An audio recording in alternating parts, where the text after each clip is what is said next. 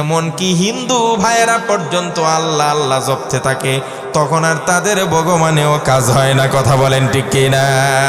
ওয়া ইযা গাশিয়াহুম মাউজুন কাযযুলালি দা'আবুল্লাহা মুখলিসিনা লাহুদ্দিন। আল্লাহ বলেন, যখন নৌকার চতুর্দিকে তুফান উঠে যায় আর এক একটা ঘরের চালের সমান ঢেউ তরঙ্গ উঠতে থাকে, ওই সময় সবাই কয়, আল্লাহ তুমি বাঁচাও, তুমি বাঁচাও। আর যেই মাত্র আমি তীরে ভিড়ায় দেই, ফাইদা হুম ইউশরিকুন, তখন সাথে সাথে এই মানুষগুলো আমাকে ভুলে গিয়ে বলে, আজকের মাঝিটা বড় ভালো ছিল, এই জন্যই বাঁচতে পেরেছি। নাউজুবিল্লাহ। এই কবর জগতে যে আমাদের কি হবে, প্রথম রাতটা কিভাবে কাটাবো, যখন আমাদেরকে রেখে সবাই চলে যাবে। নবী করিম সাল্লাল্লাহু আলাইহি সাল্লাম বলেন, কবরবাসীরা যখন কবর দিয়ে চলে যায়, তখন কবরের যে বাসিন্দা সে তাদের পায়ের জুতার হাঁটার আওয়াজ শুনতে পায় আর বলতে থাকে, তোমরা আমাকে কোথায় রেখে যাচ্ছ? এই সময় যে আমাদের সামনে আসতেছে, এগুলো থেকে আমরা গাফিল, আমরা দুনিয়ার মোহে পড়ে গেছি। কেউ সম্পদের নেশায়, কেউ খেল তামাশায়, কেউ পদ পদবি পাওয়ার আশায়, কেউ ক্ষমতার লোভে, কেউ যশ খ্যাতির লোভে, কেউ সমৃদ্ধি আর নিজেকে ফোটানোর লোভে, আবার কেউ দুনিয়ার গান্দা পচা অশ্লীলতার পিছনে সময় ব্যয় করছে। আর কাফের বেঈমানেরা এই সকল যুবকদেরকে সবার আগে টার্গেট করে, কারণ তারা জানে এই যুবকরা যদি ইসলামের ছায়াতলে তলে যায়, যদি প্র্যাকটিসিং মুসলিম হয়ে যায়, ইমান ইসলামের এবং ইমান এবং আমলের ময়দানে শক্ত হয়ে যায়, তাহলে আমাদের মিশন সাকসেস হবে না। ট্যাঙ্ক দিয়ে বোমা দিয়েও মুসলিমকে পরাজিত করা যাবে না। এজন্য এই যুবকদেরকে টার্গেট করছে। আপনারা জানেন, এই যুবকেরা ইসলাম এই পৃথিবীতে প্রতিষ্ঠা করেছে। তাদের রক্ত, তাদের ঘাম, তাদের ত্যাগ, তাদের কোরবানি, তাদের স্যাক্রিফাইস ইসলাম প্রতিষ্ঠা করার জন্য সবচেয়ে বড় নিয়ামক এবং অগ্রণী ভূমিকা পালন করেছে। নবী করিম সাল্লাল্লাহু আলাইহি সাল্লাম এর হাতকে শক্তিশালী করেছেন যারা শুরলগ্ন থেকে। পুরুষদের মধ্যে সবার আগে ঈমান এনেছেন সাইয়্যিদুনা আবু বকর রাদিয়াল্লাহু তাআলা। তিনি যখন মুসলমান হন, আবু বকরের বয়স ছিল মাত্র 38 বছর। 38 বছরে কেউ বুড়া হয়ে যায়? সাইয়্যিদুনা উমর রাদিয়াল্লাহু তাআলা, যার ব্যাপারে নবীজি সাল্লাল্লাহু আলাইহি সাল্লাম এইভাবে দোয়া করতেন, আল্লাহুম্মা ঈদিল ইসলামা বি আহাদিল উমরাইন, ইম্মা বি আমর ইবনিল হিশাম ওয়া ইম্মা বি উমর ইবনিল খাত্তাব। রব্বুল আলামিন, আরবের জমিনে আমি একা মানুষ, আমার সঙ্গে শক্তিশালী কেউ নাই। রব্বুল আলামিন, এই ইসলামকে আপনি শক্তিশালী করে দেন, দুটি মানুষের যে কোনো একজনকে আমার পক্ষে দিয়ে দেন। আরবের দুইটা শক্তি, একদিকে বুড়াদের মধ্যে ছিল আবু জাহেল, যে ইসলামকে পৃথিবীর মানচিত্র থেকে উঠিয়ে দেওয়ার জন্য এবং ইসলামের ধারক বাহক প্রবর্তক বিশ্বনবীকে দুনিয়ার জমিন থেকে উঠিয়ে দেওয়ার জন্য সব ধরনের পায়তারা করত। আরেকটা শক্তি ছিল উমর নামে, নওজোয়ান ছিল, সন্ত্রাস ছিল, যার ভয়ে আরবের নারীরা পর্যন্ত থরথর করে কাঁপতে থাকতো। ওই দুই শক্তির যে কোনো একটি শক্তিকে আমার পক্ষে দিয়ে দেন, ইসলাম গ্রহণ করার জন্য কবুল করেন। আল্লাহর নবী সাল্লাল্লাহু আলাইহি সাল্লামের এই দোয়া কবুল করেছেন আল্লাহ। উমর রাদিয়াল্লাহু তাআলা আনহুর ক্ষেত্রে হযরত উমর যখন ইসলাম গ্রহণ করেন, তখন সাইয়্যিদুনা উমরের বয়স ছিল মাত্র 26 বছর। 26 বছরের টকবকে যুবক যেদিন ইসলাম গ্রহণ করে, উমর নবীজিকে গিয়া বললেন, ইয়া রাসূলুল্লাহ, ইয়া হাবিবাল্লাহ, আলাস্তা বিনাবিয়্যিন হক। নবীজি, আপনি কি সত্য নবী নন? ইয়া রাসূলুল্লাহ, এই কোরআন কি সত্য নয়? আল্লাহ কি সত্য নয়? দ্বীন ইসলাম কি সত্য নয়? আমার নবী বললেন, ওমর, তোমার কি সন্দেহ আছে? হযরত ওমর বলে, বিন্দু মাত্র সন্দেহ নাই। আমার আল্লাহ যেমন সত্য, আমার রাসূল যেমন সত্য, কোরআন সত্য, দিন ইসলাম সত্য, তবে কেন প্রশ্ন করছো?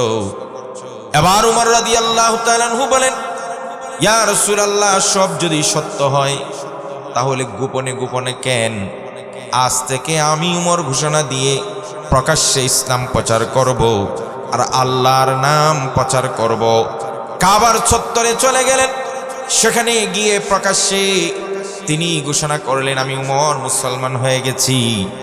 ইসলামের পথ রুদ্ধ করার জন্য যদি কেউ সামনে আগাও তাহলে মনে রাখবাই চিরদিনের জন্য তোমার মা বাবাকে সন্তান হারা করার নিয়তে আমার সামনে আসবে। উমর হিজরত করছেন না নবীজি, মক্কা থেকে মদিনায় গেছেন না, সবাই লুকিয়ে গেছে, রাতের বেলায় গেছেন, অগুসরে গেছেন। নবীজি সাল্লাল্লাহু আলাইহি সাল্লামের জানের আশঙ্কা ছিল, তিনিও রাতের বেলায় গেছেন। হযরত নবী করিম সাল্লাল্লাহু আলাইহি সাল্লাম একদা আবু বকর রাদিয়াল্লাহু তাআলা আনহুকে গিয়ে বললেন, ও আবু বকর, তুমি আমার ছোটবেলার খেলার সাথী। শোনো আবু বকর, কিছুদিনের ভিতরে আল্লাহ আমাকে ইঙ্গিত করেছেন, আমরা মক্কা ছেড়ে হিজরত করে মদিনায় যাব। যে কোনো রাত্রে আমার আল্লাহর চূড়ান্ত ঘোষণার সিদ্ধান্ত আসবে, ওই হিজরতের সময়ে তুমি হবে একমাত্র আমার সাথী। 6 মাস আগে রাসূলুল্লাহ কথা বলছেন। 6 মাস পরে একদিন হঠাৎ গভীর রাতে আবু বকরের দরজায় গিয়ে নবীজি টোকা দেন। ফাকারা আল বাব, দরজা টোকা দিয়ে আস্তে করে ডাক দিলেন। আবু বকর বলে, সাথে সাথে লাব্বাইকা ওয়া সাদাইক বলে দরজা খুলে দিলেন। আমার নবীজি আশ্চর্য হয়ে গেলেন, কৌতূহল বশত, কিউরিসিটি বশত জিজ্ঞেস করলেন, আবু বকর, গভীর রজনীতে সব মানুষ ঘুমের ঘোরে আচ্ছন্ন, রাস্তাঘাটে কোনো মানুষের আনাগোনা শোনা যায় না, পশু পাখিগুলো যার যার নীড়ে যার যার আস্তানায় চলে গেছে, ঝিঝি পোকার ডাকটা পর্যন্ত বন্ধ হয়ে গেল, শুধুমাত্র একটা ডাক দিলাম আস্তে করে, সাথে সাথে লাব্বাইক বলে দরজা খুললে। রে আবু বকর, জানতে ইচ্ছা করে তুমি কি রাতের বেলায় ঘুমাও নাই? আমার নবীর সাহাবী হযরতে আবু বকর বললেন, ইয়া রাসূলুল্লাহ, ইয়া হাবিবাল্লাহ, আজ থেকে 6 মাস আগে আপনি আমাকে বলেছিলেন চূড়ান্ত ডাক আসবে হিজরতের জন্য। হুজুর, ওই 6 মাস থেকে 2টি ঘোড়া আমি লালন পালন করি, 2টি ঘোড়া ক্রয় করে লালন পালন করি, খাওয়াই, তাজা করতেছি। একটি ঘোড়ায় করে আপনি যাবেন, আর একটি ঘোড়ায় করে আমি আবু বকর যাব। আর বিগত 6 মাস যাবত ইয়া রাসূলুল্লাহ, ইয়া হাবিবাল্লাহ, দিনের বেলা কিছুক্ষণ সময় ঘুমাই, বাকিটা সময় আমি ঘুমাই না। বিশেষ করে রাতের বেলা খাওয়া দাওয়া শেষ করে যখন ঘুমের সময় হয়ে যায়, বিশ্বাস করুন হুজুর, দরজার সঙ্গে পিঠটা লাগিয়ে সারাটা রাত বসে থাকি। 6 মাস যাবত আরামের ঘুমকে রাতের বেলা হারাম করে দিয়েছি। কখন জানি আমার নবী এসে আবু বকর বলে রাতের বেলা ডাক দেয়, আর আমি আবু বকর ঘুমের ঘরে থাকি, নবীজি কষ্ট পেয়ে চলে যায়। এই জন্য বিগত 6 মাস যাবত আমি এক মুহূর্তের জন্য রাতের বেলা ঘুমাই না। আমার নবীজি রাতের বেলা আবু বকরকে নিয়ে হিজরত করলেন। সব সাহাবীরা নীরবে গেছেন, অগুচরে গেছেন, রাতের বেলায় গেছেন হিজরত করে। বেঈমান কাফেররা দেখলে জানলে কচু কাটা দিবে। কেবলমাত্র শুধুমাত্র, ও যুবক শোনো, তুমি শোনো, ইসলামের ঝান্ডাকে উড্ডীন করেছে সে উমর। সেই উমর, যুবক উমর বলেছেন, প্রকাশ্যে তরবারি হাতে নিয়ে দিনের বেলা হিজরত করেছেন। সুবহানাল্লাহ। বলছেন, যদি কোনো ছেলে তার মাকে এতিম বানাইতে, সন্তান হারা করতে চায়, যদি কোনো বাবা তার সন্তানকে এতিম বানাইতে চায়, যদি কোনো স্বামী তার স্ত্রীকে বিধবা বানাইতে চায়, আমি উমর হিজরত করে মদিনায় যাচ্ছি, আমার সামনে এসে দাঁড়াও। কেউ দাঁড়ানোর সাহস পায় নাই। আল্লাহু আকবার বলেন। প্রকাশ্যে একদম ঘোষণা দিয়ে গেছে। আজকে আমরা সেই উমরের ইতিহাস ভুলে গেছি। আজকে আমরা উমরের আদর্শ গ্রহণ করি না, উমরের জীবনী পড়ি না, উমরকে মডেল মানি না। আমরা মডেল মানি যত্র তত্ত্ব, আলতো ফালতো, সব খেলোয়াড়, নায়ক, নায়িকা, আর এই সকল কিছু আছে এমন যাদের ভিতরে সভ্যতা বলতে কিছুই নাই, যাদের ভিতরে আদর্শ বলতে কিছুই নাই। দুনিয়ার সব খারাপির মাস্টার মাইন্ড যারা, এরা হলো আমাদের মডেল। কথা বলে ঠিক কিনা? আমি যে কথাটা বলছিলাম, যুবকদের রক্তের বিনিময়ে দেশে ইসলাম প্রতিষ্ঠিত হয়েছে। হযরত মুআজ আর মুআবিজ দুই ভাইয়ের কথা শুনছেন। বদর যুদ্ধের প্রাক্কালে নবীজি যখন সব সাহাবীদেরকে যাওয়ার অনুমতি দিলেন, দুই ভাই আসলো, এসে বলল আমরা দুই ভাইও যেতে চাই যুদ্ধের ময়দানে। নবীজি তুলনা করে দেখলেন এক ভাই তুলনামূলক একটু বড়, আরেক ভাই ছোট। বড় ভাইকে অনুমতি দিলেন, ও আমার ছেলেরা, আমার ছোট্ট ভাইয়েরা, ইতিহাস পড়ো। আজ তোমরা কোন দিকে, তোমাদের মাইন্ড কোন দিকে? আজকে যারা এখানে ওয়াজের আয়োজন করেছে যুবকরা, এই জন্য আমি যুবকদেরকে ব্রেন ফেস করে দিচ্ছি।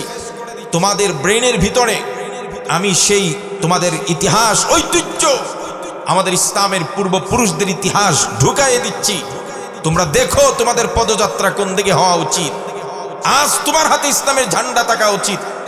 আজকে যদি বাংলাদেশের যুবকরা শুধুমাত্র উমরের সে আদর্শ গ্রহণ করত, মুআজ আর মুআবিজের সে আদর্শ গ্রহণ করত, হযরত মিকদাদের মতো আদর্শ গ্রহণ করত, সালাউদ্দিন আইয়ুবীর জীবনী পড়ত, আজকে যদি মোহাম্মদ বিন কাসিম, যে গোটা হিন্দু সিন্ধু বিজয় করেছে মাত্র 17 বছর বয়সে, আর 17 বছর বয়সে আমাদের ছেলেরা হাফ প্যান্ট পরে রাস্তা দিয়ে ঘোরায়, আর সেই মোহাম্মদ বিন কাসিম 17 বছর বয়সে গোটা হিন্দুস্তান, গোটা সিন্ধু জয় করেছে।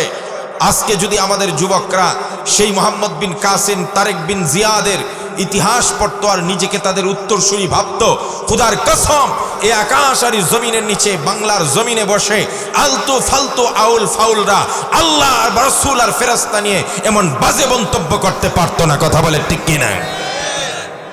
যেই মজমাই করত, সাথে সাথে সাউন্ড অফ করে দিত, আর না হলে টুটি চেপে ধরত। এক বেটা, এ আকাশ আল্লাহ, জমিন আল্লাহ, খাওয়ান আল্লাহ, বাঁচিয়ে রাখছেন আল্লাহ, সেই আল্লাহ সম্পর্কে তুই বাজে মন্তব্য করস, এই সাহস?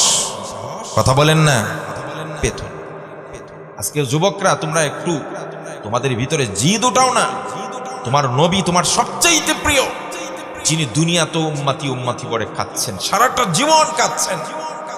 কিয়ামতের মাঠে হাসর যখন কায়েম হয়ে যাবে, সেখানে 50,000 বছর পর্যন্ত মানুষ উলঙ্গ অবস্থায় হা করে তাকিয়ে থাকবে। কি যে একটা বিভীষিকাময় অবস্থা।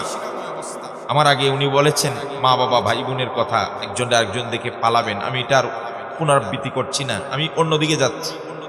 হযরত আদম আলাইহিস সালামের কাছে যাবেন হাসরের মানুষেরা, গিয়ে বলবেন, ও আদম, আপনাকে আল্লাহ নিজ হাতে তৈরি করেছেন, আল্লাহ ফুৎকার দিয়ে আপনাকে জান দিয়ে জীবিত করেছেন। আপনি ছিলেন প্রথম নবী, প্রথম মানুষ, আপনি আদি পিতা, আপনার ফজিলত অনেক, সমস্ত ফেরেশতাকুল আপনাকে সেজদা করেছেন। সুতরাং আজকে আমরা আপনার সন্তান হিসাবে আপনার কাছে অনুরোধ করি, সুপারিশ করেন আল্লাহর দরবারে যেন আমার আল্লাহ হাসরের ময়দানের বিচার শুরু করে দেন। কার কাছে যাবে? আদম আলাইহিস সালামের কাছে। আদম আলাইহিস সালাম সুপারিশ করবেন? যুবকরা বলো না, করবেন না?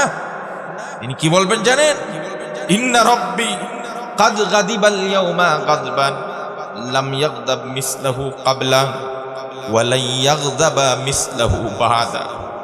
ওয়া হাসরবাসীরা, আজকে যে পরিমাণ রাগান্বিত আমার আল্লাহকে আমি দেখেছি, ইতিপূর্বে আর কোনোদিন এত রাগ আল্লাহর দেখি নাই, ভবিষ্যতেও আল্লাহ এত রাগ করবে না। ও আমার উম্মতেরা, আমার সন্তানেরা, আমি আদমের দ্বারা আজকে সুপারিশ করা সম্ভব হবে না, কারণ আমার জীবনেও অজানা কিছু ভয় আছে। যদি আল্লাহ আমাকে জিজ্ঞেস করেন তুমি কোন হিসাবে আসলে, তোমার নিজের ব্যাপারে তোমার খবর আছে কিনা?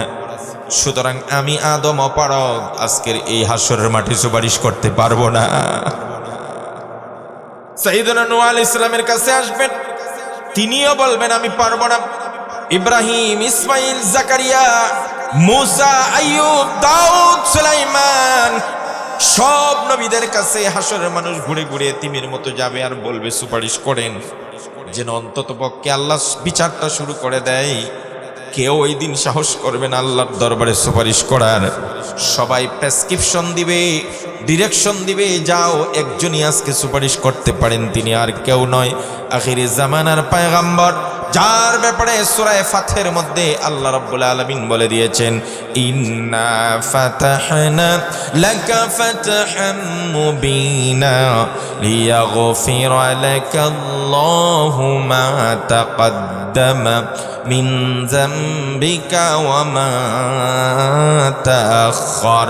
ইয়া রাসূলুল্লাহ, ইয়া হাবিবাল্লাহ, সব নবীদের ভিতরে একটা ভয় আছে, কি জানি আল্লাহ আমার ওই জিনিসটা ধরে বসে নাকি। কথা বুঝেন না আপনারা? আরে নূহ আলাইহিস সালাম রে আল্লাহ কি বলছিলেন, যে তোমার যে কিস্তি বানাইবে এটাতে মুমিন ছাড়া কাউকে উঠাবে না। নূহ আলাইহিস সালাম মুমিনকে উঠাইছেন, ইমানদারদেরকে, তবে নিজের ছেলে কেনানকে দেখে মায়া লেগেছে, ডাক দিছি, ইয়া বুনাইয়ার কাম্মানা, এই ছেলে কেনান, তুই তো বন্যায় মরবি, কিছুক্ষণ পরে প্লাবন শুরু হয়ে যাবে, আস আমার নৌকায় চলে আয় বাঁচতে হলে। আমি আপনাদেরকে জিজ্ঞাসা, নূহ আলাইহিস সালামের ছেলে কি ঈমান ছিল? কিন্তু আল্লাহ তো বলছে ঈমানদার ছাড়া কাউকে উঠাবে না। তিনি তার ছেলেকে ঈমানদার না হওয়ার পরেও ডাক দিছে। এখন আল্লাহ রাব্বুল আলামিন বলেন, নূহ, তোমাকে না বললাম ঈমানদার ছাড়া কাউকে ডাক দিবে না? কেনানকে ডাক দিলে কেন? নূহ আলাইহিস সালাম বলেন, ইন্নাহু মিন আহলি, ও আল্লাহ, এটা আমার ছেলে, এই জন্য ডাক দিস। আল্লাহ কি বললেন? ইন্নাহু লাইসা মিন আহলিক, ও নূহ, যদিও তোমার এই কেনান তোমার ওরসজাত সন্তান, জন্মগত দিক থেকে সে তোমার সন্তান, কিন্তু তোমার সন্তান যেহেতু আল্লাহ বিশ্বাস করে না, ঈমান আনে নাই, নবীর উপর তোমার উপর ঈমান আনে নাই, সুতরাং সে সত্যিকার সন্তান হতে পারে না। এখান থেকে একটা সবক নেন, একটা সবক নেন। আমার মা বাবাকে আমি খেদমত করব, জীবন দিয়ে করব। কতক্ষণ? কতক্ষণ? যতক্ষণ আল্লাহ আর রাসূলের বিরুদ্ধে না যায়। যখন আল্লাহ এবং রাসূলের বিরুদ্ধে মা বাবা যায়, যদি শিরকি কাজে মা বাবা আমাকে আদেশ করে, যদি ইসলাম বিরোধী হারাম পথে পা বাড়াইতে বলে, যদি অশ্লীল পথে পা বাড়াইতে বলে, আল্লাহ কোরআনে বলে দিয়েছেন, ওয়া ইন জাহাদাকা আলা আন তুশরিকা বি মা লাইসা লাকা বিহি ইলম ফালা তুতি'হুমা। আপন মা বাবাও যদি আল্লাহ এবং রাসূলের বিরুদ্ধে যায়, দ্বীন ইসলামের বিরুদ্ধে যায়, শিরকের পক্ষে যায়, গুনাহের পক্ষে যায়, হারামের পক্ষে যায়, মা বাবার কথা মানা যাবে না। লা তাআতা লি মাখলুকিন ফি মাসিয়াতিল্লাহ, আল্লাহ রাসূলের বিরুদ্ধে কোনো মা বাবার কথা মানা যাবে না। সুতরাং এখান থেকে পয়েন্ট নেন, মা বাবাকেও যদি মানতে নিষেধ করেন আল্লাহ, যদি তারা অন্যায়ের পক্ষে যায়, যদি শিরকের পক্ষে যায়, আল্লাহর বিরুদ্ধে যায়, তাহলে দুনিয়ার আর কোনো মানুষ আছে এমন, সে আমার যত বড় উস্তাদ হোক, যত বড় আলেম হোক, যত বড় মুফাসসির হোক, যত জনপ্রিয় হোক, যত শিল্পপতি হোক, ব্যবসায়ী হোক, ইমাম সাহেব হোক, রাজনৈতিক ব্যক্তিত্ব হোক, নেতা হোক, নেত্রী হোক, প্রেসিডেন্ট হোক, প্রধানমন্ত্রী হোক, খোদার কসম, আমরা আল্লাহর বিরুদ্ধে, রাসূলের বিরুদ্ধে, কোরআনের বিরুদ্ধে, ইসলামী শরিয়ার বিরুদ্ধে কোনো নেতা নেত্রী হুজুর মাস্টার কাউকে মানি না। কথা বলেন ঠিক কিনা? এটা শক্তভাবে আপনাকে শক্তভাবে প্রতিজ্ঞা করতে হবে, আর না হলে ঈমান যে কোনো সময় হুজুরে নিয়ে যাবে, মাস্টারে নিয়ে যাবে, নেতায় নিয়ে যাবে, পীর সাহেবে নিয়ে যাবে। কথা কয় না? আরে পীর সাহেব যদি কয় আমার পায়ে সেজদা করবেন, আপনি যদি কোন আমার বাবারও পীর সাহেব ছিল, দাদারও ছিল, পরদাদারও ছিল, আমারও, পীর সাহেবের বিরুদ্ধে কেমনে যাই সেজদা দিয়ে লাই দিবেন না। পীর সাহেবকে 100 বার তালাক দেওয়া যাবে, কিন্তু আল্লাহ এবং রাসূলকে একবারও ছাড়া যাবে। এটাকে ভালো করে প্রতিজ্ঞা করুন। যেই হোক, আপনার পীর সাহেব আপনার বাড়িতে আসছে, আপনার যুবতী মেয়ে, আপনার ওয়াইফ পীর সাহেবের জন্য মাহরাম পুরুষ। মাহরাম বুঝেন তো? গায়ে যাদের সঙ্গে বিয়ে শাদী হারাম, এই 14 জন বাদে বাকি যারা আছে সব গায়ের মাহরাম। এরা হলো, এদের সাথে বিয়ে শাদী জায়েজ। 14 জন পুরুষের সামনে একটা নারী যাইতে পারবে। পরিষ্কার মাসালা বুঝা থাকেন, সে আপনার মা হোক, বোন হোক, মেয়ে হোক, যখন বালেগা হয়ে যাবে, প্রাপ্তবয়স্ক হয়ে যাবে, তখন এই মেয়েটা কয়জন পুরুষের সামনে যেতে পারবে? সবাই বলেন না। বাবা, আপন বাবা, ভাই, ছেলে, আপন চাচা, আপন মামা, শ্বশুর, এই ধরনের কয়জন? 14 জন। 14 জনের মধ্যে কি পিশাব পড়ে? কথা বলেন না কে আপনারা? যদি না পড়ে তাহলে আপনার উপযুক্ত মেয়ে, আপনার স্ত্রী, আপনার মা, আপনার বোন যদি কোনো পিশাব বলে তাদেরকে আমার সামনে আনো, আপনি বলবেন আপনি কয় নম্বর পিশাব? কথা বলতে হলে পর্দার আড়াল থেকে বলেন। আমরা কোরআন থেকে পড়েছি, আমরা হাদিস থেকে পড়েছি, হাক্কানি আলেমদের থেকে শুনেছি, 14 পুরুষের বাহিরে কারো সামনে যাবে না। আপনি পিশাব না বড় পীর আব্দুল কাদের জিলানী হলে আমার কিছু যায় আসে না। আল্লাহর কোরআনের পর্দার বিধান আমি লঙ্ঘন করতে পারবো না। কথা বলে ঠিক কিনা? এটা হলো আমাদের প্রতিজ্ঞা হওয়া উচিত ছিল। তা বলি সব ঠিক হয়ে যায়। নূহ আলাইহিস সালামের মনে ভয় আসেনি? কথা কেন ভয় আসেনি? আমরা তো জানি সমস্ত নবীগণ মাসুম, কারো কোনো গুনাহ নাই, কিন্তু সব নবীদের একটা কি আছে? ভয় আছে। যদি আল্লাহ ওইটা আমারে ধরে বসে, যদি আল্লাহ আমার ওই কথাটা জিজ্ঞেস করে বসে, যদি আল্লাহ আমাকে ওইটা জিজ্ঞেস করে বসে, কিন্তু আল্লাহ বলেন একমাত্র, কেবলমাত্র, শুধুমাত্র আখিরি জামানার পয়গম্বর, আমার বন্ধু, আমার হাবিব মুহাম্মদ সাল্লাল্লাহু আলাইহি সাল্লামকে ওই ভয়টা দূর করে আমি ঘোষণা দিয়ে দিছি, ইন্না ফাতাহনা লাকা ফাতহাম মুবিনা লিয়াগফিরা লাকা আল্লাহু মা তাকাদ্দামা মিন যামবিকা ওয়া মা তাআখার। রাসূল, আপনার আগে পিছে যত মনের ভিতরে আশঙ্কা আর অন্য নবীদের মতো যে ভয়, এটাও আমি দূর করে দিছি। সুবহানাল্লাহ। এই জন্য একমাত্র হাসরের মাঠে বড় সুপারিশ করতে পারবেন একজন, আমাদের নবী মুহাম্মদ সাল্লাল্লাহু। আমার নবীজি সাল্লাল্লাহু আলাইহি সাল্লামের কাছে যখন উম্মতের আসবে হাসরবাসীরা, নবীজির সাথে সাথেই মাকামে মাহমুদে সাজদায় পড়ে যাবেন। আল্লাহর নবী বলেন, ওই দিন আমি এত বেশি আল্লাহর প্রশংসা করব, আলহামদুলিল্লাহ, সুবহানাল্লাহ, আল্লাহু আকবার, এই তাসবিহগুলো পড়তে থাকবো সাজদায় পড়ে, আর আল্লাহকে শুধু ডাকতে থাকবো। একটা সময় আল্লাহ রাব্বুল আলামিন ডাক দিবেন, ইয়া মুহাম্মদ ইরফা রাসাকা সাল তুতা ওয়াশফা তুশাফা। ও আমার হাবিব, আপনি কি আপনি নিজেকে শেষ করে দিবেন নাকি? আপনি মাথা উঠান, আপনি যা চাবেন এখন আপনাকে তাই দেওয়া হবে। আল্লাহু আকবার। আপনি যার ব্যাপারে সুপারিশ করবেন সেই সুপারিশ আমি কবুল করব। আরে ভাই, আমার নবীরে চিনছেন না? আমার নবী বলবেন, ও আল্লাহ, বিচার শুরু করে দেন, আর আমার উম্মতদেরকে আপনি জাহান্নাম থেকে মাফ করে জান্নাত দিয়া দেন। দলে দলে মুহাম্মদ সাল্লাল্লাহু আলাইহি ওয়াসাল্লামের উম্মতেরা জান্নাতে যাবে, কিছু উম্মত গুনাহগার জাহান্নামে যাবে। আমার নবীজি সাল্লাল্লাহু আলাইহি ওয়াসাল্লাম বলবেন, ও আল্লাহ, ওই উম্মতদেরকেও দেন, আরো কিছু দেওয়া হবে। এইভাবে উম্মতদেরকে জান্নাতে দিতে থাকবেন। সূরা দোহার মধ্যে আল্লাহ রাব্বুল আলামিন নবীকে বলেছিলেন, ওয়ালা সাউফা ইউতিকা রাব্বুকা ফাতারদা। ইয়া রাসূল, আপনাকে অচিরে এমন ভাবে আমি সন্তুষ্ট করব, এমন দেওয়া দিব, আপনি সন্তুষ্ট হয়ে যাবেন। আল্লাহ রাসূল বলবেন, ও আল্লাহ, আপনি না বলেছিলেন আমাকে এমন ভাবে দিবেন, আমাকে সন্তুষ্ট করবেন?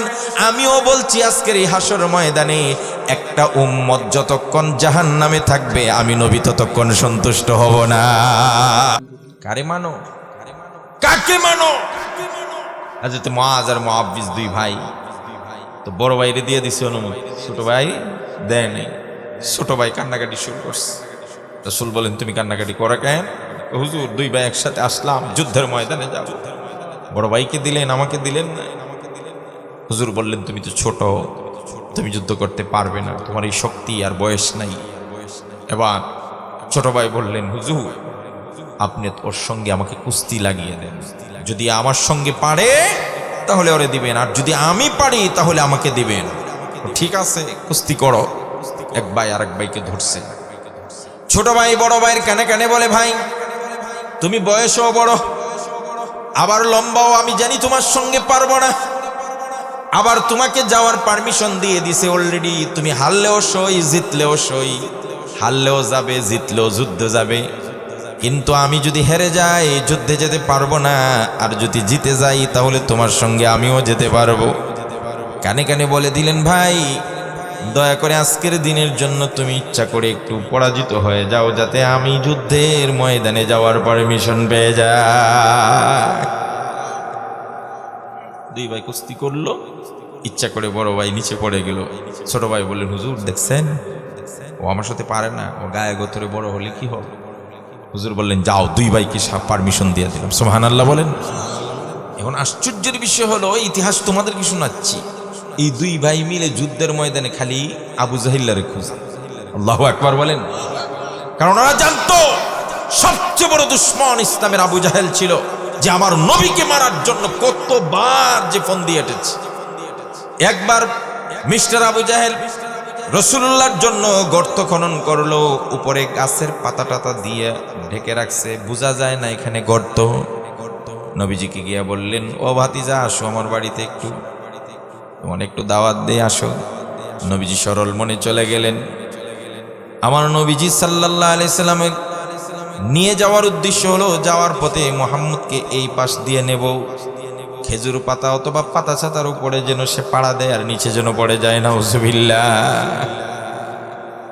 কিন্তু ওই যে একটা কথা আছে না, মান হাফারা বিইরান লিআখিহি কাদ ওয়াকা ফিহি, অন্যের জন্য যে গর্ত খুঁড়ে সেই গর্তে সেই পড়ে। কথাটা সবসময় মনে রাখবেন। আরেক ভাইকে ক্ষতিগ্রস্ত করার জন্যে, দেখছেন না আমাদের দেশে অনেক আইন হয়েছে না, কথা কয় না, অনেক কালো আইন হয়েছে না। এই কালো আইনগুলো করা হয়েছিল শুধুমাত্র বিরোধী মত, বিরোধী পথ, এই লোকগুলোকে সাইজ করার জন্যে, এদেরকে ধ্বংস করার জন্যে। কিন্তু একটা কথা এরা ভুলে গেছে, আরে আইন আইনের জায়গায় থেকে যায়, কথা বলেন না, আইন আইনের জায়গায় থেকে যায়, কিন্তু সরকারি দল সবসময় সরকারি দল থাকে না, বিরোধী দল সবসময়। আরে বিরোধী দল তো এক সময় কিসে আসে? সরকারি দলে আসে না। নদীর একুল ভাঙ্গে অকুল ঘরে, এই তো নদীর খেলা, সকাল বেলার ধনী রে তুই ফকির সন্ধ্যাবেলা। আরে নদীর কুল ভেঙ্গে ওই কুল গড়ে, আবার ওই কুল ভেঙ্গে এই কুল গড়ে, আজ তোমার তো কাল আমার, কথা বলে ঠিক না? ইন্না মাআল উসরি ইউসরা, সব সহজের পরে কঠিন আছে, আর সব কঠিনের পরে কি আছে? আরে রাতের পরে দিন আছে না। আমি ওই সময়ে বয়ানে বলতাম, রাত যত গভীর হয়, রাত যত গভীর হয়, অন্ধকার হইতেছে, অন্ধকার অন্ধকার অন্ধকার অন্ধকার, আর নীরবতাও বাড়তেছে, অন্ধকারও বাড়তেছে, গভীর বাড়ছে। তার মানে এই নয় যে আমার বিপদ খালি আরো বাড়তেছে, কিয়ামত পর্যন্ত মনে হয় এই রাত আর দিন হবে না। মনে রাখবেন, রাত যত গভীর হয়, সুবহে সাদিক, সূর্য উদয় তত তাড়াতাড়ি হয়। ঠিক অনুরূপভাবে যেই করুক, আমি করি আর আপনি করেন, জুলুম যত বেশি করবে তার পতন তত বেশি ত্বরান্বিত হবে, কথা বলে ঠিক কিনা? এটা যুগে যুগে যুগে যুগে প্রমাণিত। যেই আসেন, আপনি কালকে এমপি হন বা চেয়ারম্যান হন বা মেম্বার হন, আপনিও যদি জুলুম করেন, আমিও যদি জুলুম করি, আমার পতন আসবেই আসবে, কেউ ঠেকাইতে পারবে না। একটা কথা ভালো করে মাথায় ঢুকায় রাখবেন, যারা আছেন, যারা আসবেন, যারা গেছেন, সবার জন্য শিক্ষা। রাসূলুল্লাহ বলছেন, ইত্তাকু দাওয়াতুল মাজলুম, মজলুমের বদদুয়া থেকে নিজেকে সেভ করো। কারণ ফাইন্নাহু লাইসা বাইনাহু ওয়া বাইনাল্লাহি হিজাব, মজলুম যখন আহ শব্দটা উচ্চারণ করে, তখন তার আহ শব্দটা আর আরশের মাঝখানে কোনো পর্দা থাকে না। আল্লাহু আকবার বলেন। এজন্য এই জিনিসটা বেশি খেয়াল করবেন। টাকা পয়সা দিয়ে আল্লাহ পরীক্ষা করেন, ক্ষমতা দিয়ে আল্লাহ পরীক্ষা করেন, সম্মান দিয়ে আল্লাহ পরীক্ষা করেন, সন্তান দিয়ে আল্লাহ পরীক্ষা করেন। যারা পরীক্ষায় ফেল করে তাদের পতন তাড়াতাড়ি হয়। তো আবু জাহেল নিয়ে যাচ্ছে, হেতি যে নিজে গর্ত করছে এটা ভুলে গেছে। ভুলাই দিছেন কে? কথা বলে না কে? তুই আমার হাবিব, আমার দুস্তরে গর্তে ফেলে দিয়ে মারবি। এবার সে নিজেই ভুলে গেছে। এখন সে যাবে বামে, গেছে ডানে, যেদিকে গর্ত সে ওই দিকে গেছে, সে নিজে ভুলে গেছে। এখন নবীজি গেছেন ওই দিকে আর ও গেছে ওই দিকে, পড়ছে কে? আবু জাহেল। মান হাফারা বি'রান লিআখি কাদ ওয়াকা, যে অন্যের জন্য গর্ত করে, ওই যে বলছিলাম কালো আইন করেন বিরোধী মতকে দমন করার জন্য, আইনের জায়গায় আইন থেকে যায়, কিন্তু বিরোধী দল সারা জীবন বিরোধী দল থাকে না, এক সময় কোথায় আসে? তারা আসলে ওই আইন দিয়ে আপনাকে শাস্তি করবে না? আমার কথা বলেন না, কে করবে কি না? এটাই তো নিয়ম। হ্যাঁ, এটাই নিয়ম রে ভাই, এটাই নিয়ম। সুতরাং অন্যের উপরে জুলুম করা বন্ধ। তো আবু জাহেল পড়ছে, তো পড়ার পরে এখন খালি কয় বাঁচাও বাঁচাও বাঁচাও। এবার তার লোকগুলোকে ডাক দিল, ডাক দিয়ে হাত বাড়ায়, বলে হাত বাড়াও। হাত নিচে দেয়, আবু জাহেল অর্ধ হাত সমান খালি থাকে, মানে গ্যাপ থাকে, লাগল পায় না, কয়েকটু রশি দে। এবার আর একটু রশি দিয়া ছাড়ে, রশিটা ঠিক আবু জাহেলের হাতের অর্ধ হাত উপর পর্যন্ত যায়, আর যায় না। আল্লাহু আকবার। আবু জাহেল চিৎকার দিয়া বলে হবে না, আরো জোড়া লাগাও। আরো রশি আনে, আবার জোড়া লাগায়, আবারও অর্ধ হাত। এইভাবে আপনারা কি মনে করেন আল্লাহ যদি তার হাত পর্যন্ত রশি না পৌঁছায়, সারা দুনিয়ার রশি জোড়া দিলেও মিস্টার আবু জাহেলের হাত পর্যন্ত রশি পৌঁছাবে না? আর আল্লাহ চাইলে সব সম্ভব, কথা বলেন না? আল্লাহ চাইলে তো সব সম্ভব, এটাও বুঝাই। ইউসুফ আলাইহিসসালামের ভাইয়েরা যখন ইউসুফ আলাইহিসসালামকে কুয়ার উপর থেকে নিচে ছেড়ে দিছেন, তখন উপর থেকে নিচে যাবে, আর এখানে যেটুকু সময়, ওই সময় জিব্রাইল আলাইহিসসালাম আল্লাহর কাছে। আল্লাহ রাব্বুল আলামিন জিব্রাইলকে বলে, জিব্রাইল, আমার নবী ইউসুফ আলাইহিসসালাম ভবিষ্যতে নবী হবে। আজ যদি সেই মরা কুয়া ইউসুফ উপর থেকে পড়ে যায়, পাথরের উপর পড়ে ইউসুফ ডাইল হয়ে যাবে। সুতরাং যে অবস্থায় আছো, এক্ষুনি গিয়ে ইউসুফ নিচে পড়ার আগে আগে তুমি সেভ করো। আল্লাহু আকবার বল। অলরেডি ইউসুফ আলাইহিসসালামকে উপর থেকে ছেড়ে দিছেন, বলেন না, উপর থেকে, কুয়ার উপর থেকে ছেড়ে দিছেন। নিচে পড়তে পড়তে যতটুকু সময়, এর আগেই হযরত জিব্রাইল আল্লাহর আদেশ পাওয়ার সাথে সাথে জিব্রাইল বলেন, আমি পৃথিবীতে কয়েকবার আমার 600 ডানা ব্যবহার করলাম, এর মধ্যে একবার হলো সাইয়্যিদুনা ইউসুফ আলাইহিস সালামের ভাইয়েরা যখন ইউসুফকে নিচে ছেড়ে দিল, আল্লাহ বলেন তাড়াতাড়ি নিচে পড়ার আগে তুমি সেভ করো। 600 ডানা ব্যবহার করে আমি সপ্ত আকাশের উপর থেকে মুহূর্তের ভিতরে ইউসুফ আলাইহিস সালামের কাছে চলে আসলাম। আমি এসে ইউসুফের কুয়ার মধ্যে আমার একটা ডানা ঢুকায়া দিলাম। ইউসুফ নবী উপর থেকে নিচে পড়ার আগে আগে আমার হাতে আস্তে করে বসে যায়। আল্লাহ চাইলেই সব, আর আল্লাহ না চাইলে সারা দুনিয়ার রশি দিলেও এই বাকি থাকে অর্ধ হাত, অর্ধ হাত, আরেকটু আরেকটু, আর কত দিবে? পরে আবু জাহেলের এক সময় বুঝ হয়ে গেছে, বুঝছি সম্ভব না, এখন এই মুহূর্তে আমার ভাতিজা মোহাম্মদ ছাড়া আমার আর কেউ বাঁচাইতে পারবে? আবু জাহেল ডাক দেয়া বলে, ভাতিজা মোহাম্মদ, ভুল করেছি, আমি চেয়েছিলাম তোমাকে এই গর্তে ফেলে দিয়ে মারবো, হত্যা করব, কপাল নসিব খারাপ, আমি পড়ে গেলাম। দীর্ঘ সময় পর্যন্ত আমার চাকর বাকররা রশি জোড়া লাগাইস, যতই জোড়া দেয় ওই অর্ধ হাত আর পড়া হয় না। আমার বুঝ হয়ে গেল, তুমি যদি আমাকে না রক্ষা করো, আজকে সারা দুনিয়ার রশি লাগালেও আমাকে কেউ রক্ষা করতে পারবে না।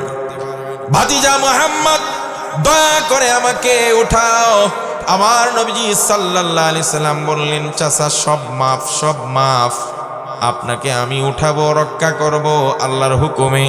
শর্ত হলো আপনি কথা দেন, আপনাকে রক্ষা করলে আপনি পরে নিবেন লা ইলাহা ইল্লাল্লাহু মুহাম্মাদুর রাসূলুল্লাহ সাল্লাল্লাহু আলাইহি ওয়াসাল্লাম।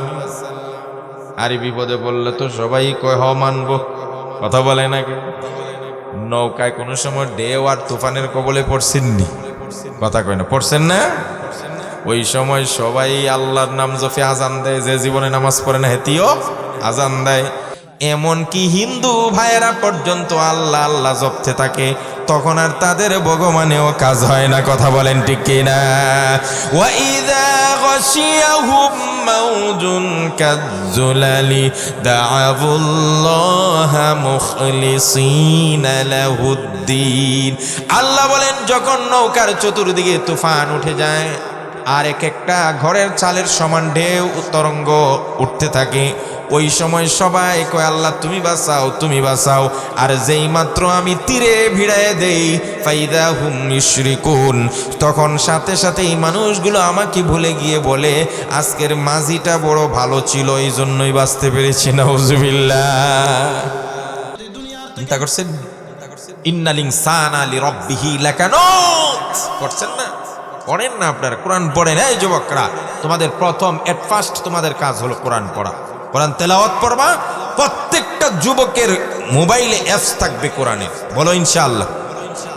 আমি যদি এখান থেকে ফজর পর্যন্ত ওয়াজ করি যে আমরা অ্যান্ড্রয়েড ফোন আর চালাইব না, চালাইও না, কাজ হবে? একটা যুবক একটা শুনবে, সুতরাং ই ওয়াজ করা বেহুদা শুনবে। কথা বলেন না? আরে এখানে যারা যুবক আছে, এই যে যারা আছে, এই সবাই আমার দিকে তাকাও। আমি যদি ফজর পর্যন্ত কান্না করতে করতে তোমরা ওয়াজ করি যে তোমরা কালকে থেকে আর কি চালাইও না, অ্যান্ড্রয়েড সে টাচ মোবাইল চালাইও না, তাতে কি কাজ হবে? কারণ কি কাজ হবে? যেটা হবে না এটা বইলে লাভ নেই। আমি যেটা বলি তুই মোবাইল চালাও তুমি, তবে তোমার মোবাইলে সর্বপ্রথম অ্যাপসটা থাকবে আল কোরআন। বলেন ইনশাআল্লাহ। এটাও সম্ভব না? এটাও সম্ভব না? যদি সম্ভব হয় কালকের থেকে অ্যাপসে নামাইবাই আল কোরআন বাংলা অনুবাদ। এই আল কোরআনের প্রত্যেক দিন, আরে প্রতিদিন যদি তুমি 3 ঘন্টা ছবি দেখতে পারো, ল্যাংটা ছবি দেখতে পারো, নীল ছবি দেখতে পারো, অর্ধ উলঙ্গ ছবি দেখতে পারো, ভিডিও ক্লিপ দেখতে পারো, ফেসবুক চালাইতে পারো 24 ঘন্টার মধ্যে 18 ঘন্টা, তাহলে তোমাকে আমি জাস্ট বলছি প্রতিদিন কমপক্ষে একটা আয়াত অনুবাদ সহ তুমি পড়ো, দেখবা 6666টা আয়াত তোমার পড়া হয়ে যাবে, অনুবাদ জানা হয়ে যাবে। যেখানে তুমি বুঝবে না, আলেমদের শরণাপন্ন হবে। হুজুর এই আয়াতের অর্থটা তো পড়ছি কিন্তু বুঝছি না, নিজে নিজে আবার মাতবুরি করবে না, হুজুরের কাছ থেকে জেনে নিবে। আল্লাহর কোরআন যারা তেলাওয়াত করে, কোরআনের মধ্যে হেদায়েত আছে না নাই? কথা বলেন না, আছে না নাই? এই কোরআন আমাদেরকে বলে আলিফ লাম রা কিতাবুন আনজালনাহু ইলাইকা লিতুখরিজান নাস মিনাজ যুলুমাতি ইলান নূর।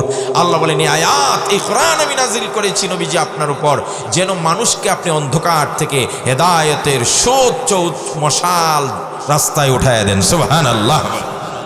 1 নম্বর কাজ অ্যাপস নামাইবা তো? হ্যাঁ নামাবে। প্রতিদিন একটা আয়াত কমপক্ষে পড়বা তো? বাংলাতে পড়বা, সমস্যা আছে? পড়তে থাকবা। কোরআন তোমাকে হেদায়েতের রাস্তায় নিয়ে যাবে। আর কোরআন এমন একটি কিতাব, এই কোরআন এমন একটি কিতাব, কোরআন তেলাওয়াত করলে ঈমান বাড়ায় দেন কে? সবাই বলেন না কে? আল্লাহ রাব্বুল আলামিন বলেন ইন্নামাল মুমিনুনা আল্লাযীনা ইযা যুকিরাল্লাহু ওয়াজিলাত কুলুবুহুম ওয়া ইযা তুলিয়াত আলাইহিম আয়াতুহু যাদাতুহুম ঈমানা ওয়া আলা রাব্বিহিম ইয়াতাওয়াক্কালুন। আল্লাহ পাক বলেন মুমিন তো তারাই যাদের সামনে আমার কোরআন তেলাওয়াত করলে তাদের ঈমান পথ পথ করে বেড়ে যায়, বৃদ্ধি হয়ে যায়। এই জন্য আমার যুবক ছেলেদেরকে আমি অনুরোধ করব, যুবক তুমি কমপক্ষে কোরআনের অ্যাপসটা নামাও আর এখান থেকে একটা আয়াত অনুবাদ সহ পড়ো। আবার মাঝে মাঝে যে কাজটা করবা, এই যে কোরআনের মাসহাফ আছে, ওযু করে কোরআনটাকে একটু ছুঁইবা, একটু চুমু লাগাবে, একটু বুকের সঙ্গে লাগাবে, একটু তাকিয়ে থাকবে। পৃথিবীতে 3টি জিনিসের দিকে তাকাইলেই আল্লাহ সগীরা গুনাহ মাফ করেন আর সওয়াব দিতে থাকেন। 1 নম্বর হলো কেউ যদি কাবার দিকে তাকিয়ে থাকে, কাবা ঘরের দিকে যতক্ষণ তাকাবে ততক্ষণ সওয়াব হবে। 2 নম্বর হলো হাক্কানি রাব্বানি আমলদার কোন আলেমের চেহারার দিকে যদি কেউ তাকিয়ে থাকে, আল্লাহ সগীরা গুনাহ মাফ করে তাকে সওয়াব দিতে থাকেন। আর 3 নম্বর হলো মহাগ্রন্থ আল কোরআনের দিকে যদি কেউ চেয়ে থাকে, আমার আল্লাহ তার জীবনের গুনাহ মাফ করে সওয়াব দিতে থাকেন। মাঝে মাঝে মসজিদে এসে অথবা বাসায় ওযু করে কোরআনটা একটু ছুঁইবা, একটু হাত দিবা, একটু স্পর্শ করবা, কোরআনের সঙ্গে একটু সম্পর্ক লাগাবে। তাহলে তোমার ইচ্ছা হবে এই কোরআনকে আমি একটু যদি পড়তে পারতাম, এই আগ্রহ হবে। আজকে আমাদের অসংখ্য যুবক আছে এমন যার ভিতরে একটা সূরাও মুখস্থ নাই, এমন যুবক নাই? কথা বলেন আছে না নাই? অথচ রাসূল কি বলছেন? আল্লাহর নবী বলেন ইন্নাল্লাযী লাইসা ফি জাওফিহি শাইউম মিনাল কুরআনি কাল বাইতিল খারিব। একটা ঘর ধরেন আপনার এলাকায়, তিনি আমেরিকা থাকেন, কথার কথা বললাম, একটা বড় বিল্ডিং বানিয়ে বাউন্ডারি দিয়ে, বাউন্ডারি তো তালা, ঘরের মধ্যেও তালা, তিনি বাড়ি বানিয়ে সুন্দর করে আমেরিকায় চলে গেলেন। 1 বছর, 2 বছর, 3 বছর, 5 বছর, 10 বছর, 50 বছরের ভিতরে তিনি তার আমেরিকা থেকে আর বাড়িতে আসলেন না। এইদিকে আপনার এলাকায় ওই বিল্ডিংটা দরজা তালা মারা, জানালা লাগানো, গেট লাগানো। আমি আপনাদেরকে জিজ্ঞেস করতে চাই, 50 বছর পর্যন্ত যেই বিল্ডিংটা একটা বারের জন্য খোলা হয় নাই, জানালা দরজা খোলা হয় নাই, ওই বিল্ডিংয়ের অবস্থাটা কেমন হবে? প্রথম ওই বিল্ডিংয়ে মাকড়সায় বাসা বাঁধবে, জাল বাঁধবে। মাকড়সা খাওয়ার জন্য দেখবেন টিকটিকি আসবে, টিকটিকি খাওয়ার জন্য ইঁদুর আসবে, ইঁদুর খাওয়ার জন্য সাপ আসবে। সাপ বিচ্ছু যখন হয়ে যাবে, আস্তে আস্তে অন্ধকার হয়ে কেমন যেন একটা ভূতের গড় হয়ে যাবে, জিন পেড়তার ভূতের আড্ডাখানা হয়ে যাবে। আল্লাহর নবী বলেন যেই ঘরে কোনো মানুষ থাকে না, দীর্ঘদিন পর্যন্ত তালাবদ্ধ থাকে, ওই ঘরটা যেমন একটা সাপ বিচ্ছু আর ভূত আর জিন পেড়তের গড় হয়ে যায়। আল্লাহর নবী বলেন যেই মুসলমানের হৃদয়ে কোরআনের একটা সূরাও মুখস্থ নাই, একটা অংশও মুখস্থ নাই, ওই হৃদয়টা ধীরে ধীরে শিরিক, বেদাত, গুনাহ আর নাফরমানির আড্ডাখানা হয়ে যায়। 2 নম্বর কাজ, ফাঁকে ফাঁকে আমরা করণীয়টাও বলি। 2 নম্বর কাজ হলো তুমি কোরআনের সাথে গভীর সম্পর্ক রাখো, কোরআন তেলাওয়াত করা শিখো। এটা আফসোসের বিষয়, আমার ধর্মীয় গ্রন্থ আমি পড়তে পারি না, আমার ধর্মীয় গ্রন্থ আমি পড়তে পারি না, অথচ আমার কাছে সুযোগ আছে না নাই? কথা বলেন আছে না নাই? এই ধর্মীয় গ্রন্থ আপনি পড়তে পারেন না। আরে মিয়া, আল্লামা ইবনে বতুতা রহমতুল্লাহি আলাইহি, ইবনে বতুতা, তিনি সমস্ত পৃথিবীতে সফর করতেন আর ঘুরতেন আর দেখতেন আর শিক্ষণীয় জিনিস লিখে গেছেন। তার সফরনামায় লিখছেন তিনি একদিন মালদ্বীপ আসছেন, যে আমাদের পাশের দেশ মালদ্বীপ। মালদ্বীপ এসে দেখেন 100% মুসলমান, সুবহানাল্লাহ। তিনি বললেন এখানে 100% মুসলমান হলো কিভাবে? তখন ওনাকে ওনার সফরনামায় লিখছেন একটা ঘটনা শোনানো হয়েছে। আল্লামা ইবনে বতুতা বলেন আমাকে ঘটনা শোনানো হলো, একদা সৌদি আরবের মক্কার আরব দেশের একটা ব্যবসায়ী কাফেলা এদিকে যাইতেছিল, ভারত নদী দিয়ে, এই সাগর দিয়ে যাইতেছিল। হঠাৎ করে উত্তাল তরঙ্গমালা জলোচ্ছ্বাসে জাহাজটা সম্পূর্ণ ডুবে যায়, সবগুলো মানুষ মারা যায়। অনলি ওয়ান, একটা মাত্র ছেলে বেঁচে ছিল, যার নাম ছিল হাফেজ আব্দুল্লাহ। ওই হাফেজ আব্দুল্লাহ বেঁচে গেল। বেঁচে যাওয়ার পরে তক্তার উপরে বেশে বেশে আল্লাহ তাকে বাঁচিয়ে সেই মালদ্বীপের দ্বীপ ছিল, এটা দ্বীপের মধ্যে আনছেন।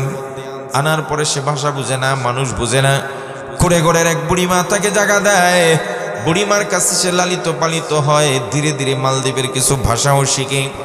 আস্তে আস্তে ওই আব্দুল্লাহ বলল, বুড়িমা আপনার কোনো টেনশন নাই, আপনার যেহেতু কোনো স্বামী নাই, আপনি আর আপনার একটা যুবতী মেয়ে আছে, আমি আপনার জন্য রোজগার করব, রুজি করব, জীবিকা তালাশ করব। পাহাড়ে যায়, বিভিন্ন জায়গায় যায়, রুজি রোজগার করে বুড়িমার সংসার সে চালায়, যেহেতু তাকে সে আশ্রয় দিয়েছে। হঠাৎ করে একদিন সন্ধ্যার সময় আব্দুল্লাহ, হাফেজ আব্দুল্লাহ ঘরে আসি। ঘরে ঢোকার আগেই শুনতে পাই মা মেয়ে দুইজনই সমানে কান্না করছে। হাফেজ আব্দুল্লাহ ডাক দেয়া বলে, মা কেন কান্না করছো? আমাকে নিয়ে কোনো সমস্যা ফিল করছো কিনা? বুড়িমা বলেন না না না, এমন কিছুই না। হাফেজ আব্দুল্লাহ বলে, তবে কেন বলেন না? বুড়িমা শেষ পর্যন্ত আব্দুল্লাহর পীড়াপিড়িতে বলতে বাধ্য হয়, বাবারে মালদ্বীপে প্রতি বছর বন্যা হয়, মালদ্বীপের সাগর থেকে, মালদ্বীপের নদী থেকে বিভিন্ন প্রাণীরা, রাক্ষসরা, বিভিন্ন জিনিসরা উঠে মালদ্বীপের মানুষের বিশাল ক্ষতি করে ফেলে। এই জন্য রাজার নির্দেশ হলো প্রতি বছর একটা অবিবাহিতা কুমারী মেয়েকে সাজিয়ে গুজিয়ে সমুদ্রের পানের একটা ঘর আছে, ওই ঘরটার ওই পাশটা খোলা, ওইখানে রেখে দেওয়া হয়। আর সাগর থেকে যেই সমস্ত দৈত্য আসে ওগুলা এসে ওই কুমারী মেয়েটাকে ধরে নিয়ে যায়, খেয়ে ফেলে। তাতে তারা মনে করে 1 বছর পর্যন্ত আমাদের মালদ্বীপে আর কোনো দৈত্য ক্ষতি করে না। যদিও ইসলাম এটাকে সাপোর্ট করে না, কুসংস্কার। তাতে আপনার সমস্যা কি? ও আব্দুল্লাহ, আমার সমস্যা হলো আমার একমাত্র মেয়ে কুমারী, এই বছর আমার মেয়েকে চুজ করছে যে আমার মেয়েকে নিয়ে ওখানে রাখবে, এই জন্য আমি কান্না করছি, জীবনের জন্য আমার মেয়েকে হারাবো। হাফেজ আব্দুল্লাহ ডাক দেয়া বলে, মা গো, নো টেনশন, আপনি একটা কাজ করেন, মা মেয়ে দুইজনে আড়ালে ঘুমান, আর আপনার মেয়েকে সাজিয়ে গুজিয়ে দেওয়ার জন্য রাষ্ট্রের পক্ষ থেকে যে অলংকার আর শাড়িগুড়ি দেওয়া হয়েছে সব আমাকে দিয়ে সাজান। বুড়িমা ডাক দেয়া বলে, আব্দুল্লাহ, তুমি এই শাড়ি আর গয়না পড়ে যাবে মানে তোমার জীবন শেষ হবে, এটা আমি চাই না। আব্দুল্লাহ ডাক দেয়া বলে, বুড়িমা, আমার ব্যাপারে কোনো টেনশন করা লাগবে না, শুধু আপনি শাড়ি দাগিয়ে দেন, গয়না সাজিয়ে দেন। সব কিছু সাজিয়ে গুজিয়ে আব্দুল্লাহকে রেডি করলো। দিনের বেলায় রাষ্ট্রীয় সদস্য পুলিশ বাহিনী আসলো ওই বুড়িমার মেয়েকে নিয়ে যাওয়ার জন্যে। বিকাল বেলা ওই বুড়িমার মেয়ে মনে করে আব্দুল্লাহকে পুলিশ বাহিনী ধরে নিয়ে গেল সাগরের পানি। সন্ধ্যার পরে ওই সাগরের পানি রেখে দিয়ে পুলিশ বাহিনী এই পাশের দরজা লাগিয়ে ওই পাশেরটা খুলে দিয়ে তারা পাহারারত অবস্থায় চলে আসলো। রাত যত গভীর হচ্ছে, আব্দুল্লাহ সাগরের পানি দিয়ে ওযু করে মাগরিব পড়লো, এশা পড়লো, পড়ার পরে রাত্র গভীর হচ্ছে। মাগরিবের পরে তেলাওয়াত করলো সূরা ওয়াকিয়া। সুবহানাল্লাহ বলেন না? 28 নম্বর পারা সূরা, 27 নম্বর পারা সূরা ওয়াকিয়া। যদি কোনো মানুষের ঘরে অভাব থাকে, কোনো রিক্সাওয়ালা এখানে থাকেন, কোনো ভ্যান চালক থাকেন, কোনো গরিব মানুষ থাকেন, তাহলে আমার সঙ্গে হাত মিলাইতে পারেন অথবা মনে মনে সিদ্ধান্ত নিতে পারেন, যদি আপনার ঘরে অভাব দূর না হয়, আল্লাহর নবীর হাদিস শোনায় দিয়ে যায় আমল করবেন, ইনশাআল্লাহ আল্লাহর উপর তাওয়াক্কুল করে বলছি, আপনার ঘরে কোনোদিন রিজিকের আর ভাতের অভাব হবে না। হযরতে আব্দুল্লাহ ইবনে মাসউদ রাদিয়াল্লাহু তাআলা আনহু জালিলুল কদর সাহাবী, যিনি কাতিবে ওহী ছিলেন, যিনি ওহী লিখতেন, এমন একজন সাহাবী, তার কোনো ছেলে ছিল না। আব্দুল্লাহ ইবনে মাসউদ যখন ইন্তেকাল করবেন, এর আগে মরজে মাউতে হযরত উসমান তখন খলিফা, খবর পাইলেন নবীর সাহাবী ইন্তেকাল করছেন। এই অবস্থায় দেখতে আসলেন উসমান, এসে বললেন, ও আব্দুল্লাহ ইবনে মাসউদ, তোমার তো কোনো ছেলে নাই, তুমি যদি অনুমতি দাও তাহলে আমার রাষ্ট্রীয় ভান্ডার থেকে তোমার জন্য একটা বিধবা ভাতা চালু করে দিয়ে যাই। যদি তুমি দুনিয়াতে নাও থাকো, তোমার ওয়াইফ, তোমার মেয়েরা যেন এই রাষ্ট্রীয় ভাতা দিয়ে নিজেরা চলতে পারে। উসমান প্রস্তাব দিলেন আব্দুল্লাহ ইবনে মাসউদ। এবার আব্দুল্লাহ ইবনে মাসউদ বলেন, ভাই উসমান, খলিফাতুল মুসলিমিন, তোমাকে ধন্যবাদ, মুবারকবাদ, তুমি আমার জন্য রাষ্ট্রীয় ভান্ডার থেকে ভাতা চালু করতে চাইছো, কিন্তু বিনয়ের সঙ্গে আমি সেটা উড্ড করলাম, আমার ভাতা লাগবে না তোমার রাষ্ট্রীয় ভান্ডার থেকে, কারণ আমি আমার আল্লাহর খাজানা কুদরতি ভান্ডার থেকে আমি ভাতা চালু করেছি অনেক আগেই। সুবহানাল্লাহ। হযরত উসমান বলেন, কি বলো, কিভাবে? এবার হযরত আব্দুল্লাহ ইবনে মাসউদ বলেন, খলিফাতুল মুসলিমিন উসমান, আমার ওই নবীর কথা স্মরণ করো যেদিন আমার নবী এই হাদিসটা বর্ণনা করেছেন, মান ক্বারা সূরাতাল ওয়াকিআতি ফি কুল্লি লাইলাতিন লাম তুসিবহু ফাকাতুন আবাদা। নবীজি বর্ণনা করেছেন, যেই ঘরে প্রতি রাত্রে, আবার বলছি, যেই ঘরে প্রতি রাত্রে সূরা ওয়াকিয়া তেলাওয়াত করা হয়, হয় আপনি পড়েন, না হয় আপনার ওয়াইফকে পড়তে বলেন, না হয় মেয়েকে, না হয় ছেলেকে, কেউ না কেউ ঘরে যেন মাগরিবের নামাজের পরে সূরা ওয়াকিয়া তেলাওয়াত করে। আল্লাহর নবী বলেন, ওই ঘরে কোনোদিন রিজিকের অভাব হবে না। এটা আমি পরীক্ষিত, সবার আগে আমি পরীক্ষিত। সুতরাং যদি আপনাদের কারো পরীক্ষা করা লাগে অথবা মনে করেন যে সূরা ওয়াকিয়া প্রতি রাত্রে পড়ব, ইনশাআল্লাহ রিজিকের ব্যবস্থা করবেন কে? যাই হোক, ওই আব্দুল্লাহ, হাফেজ আব্দুল্লাহ সমুদ্র পৃষ্ঠে রাতের বেলায় মাগরিবের পরে ওয়াকিয়া পড়লেন, এশারের নামাজ পড়লেন, এশারের নামাজ পড়ে কোরআন শরীফ নিয়ে বসলেন, সূরা মুলক পড়লেন। সে হাফেজ সাহেব ছিল, সূরা মুলক পড়লেন। নবীজি বলেন, যারা প্রতি রাত্রে ঘুমানোর আগে সূরা মুলক 29 নম্বর পারার প্রথম সূরা তেলাওয়াত করে, যদি তার জীবনে কোনো গুনাহ থাকে আর গুনাহের কারণে যদি কবরের ফেরেশতারা আযাব দিতে আসে, কবরের ফেরেশতারা আসবে আযাব দেওয়ার জন্য, এসে দেখবে ওই লাশের উপর বড় একটা বাজ পাখি এভাবে ডানা প্রসারিত করে ঝুলন্ত অবস্থায় দাঁড়িয়ে আছে।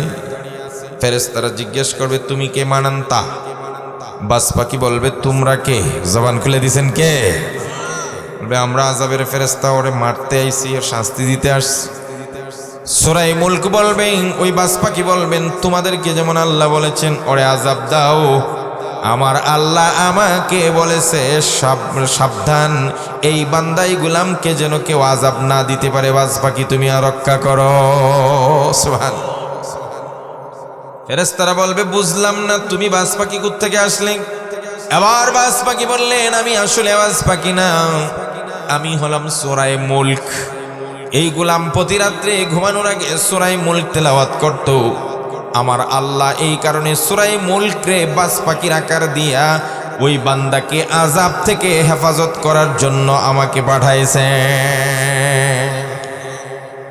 এরপরে তেলাওয়াত শুরু করলো। গভীর রাত যখন হয়ে গেল, অন্ধকার, ঘন অন্ধকারের মধ্যে শা শব্দে দৈত্য আসার আওয়াজ শুনতে পায়। হাফেজ আব্দুল্লাহ সে তেলাওয়াত চালিয়ে যায়। দৈত্য কিছুক্ষণ আসতেছে আব্দুল্লাহর দিকে ধেয়ে আসতেছে। নির্দিষ্ট একটা সীমানায় সে দৈত্য দাঁড়ায় যায়। হাফেজ আব্দুল্লাহ তেলাওয়াত বন্ধ করে না, তেলাওয়াত করতেছে। শেষ রজনীতে হাফেজ আব্দুল্লাহ শুনতে পায় দৈত্যর আর কোনো ডাক নাই, শব্দ নাই। ভোর হয়ে গেল, দৈত্য ওই পর্যন্ত এসে ফেরত চলে যায়।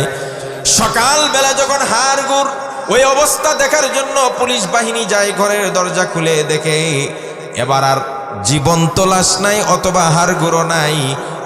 আস্তা হাফেজ আব্দুল্লাহ একেবারে সহি সালামতে সেখানে বসে আছেন। জিজ্ঞেস করলো তুমি এখানে কে? আমি তো ছিলাম। কেন? আমরা তো একটা মেয়েরে আনছিলাম এখানে, আর প্রতি বছর মেয়ে দিয়ে যায়, মেয়ের লাশ খেয়ে সব শেষ করে দেয়। না, এই বছর মেয়ে ছিল না, ও আমার মেয়ের জায়গায় আমাকে সেজে এখানে পাঠানো হয়েছে। তুমি কে?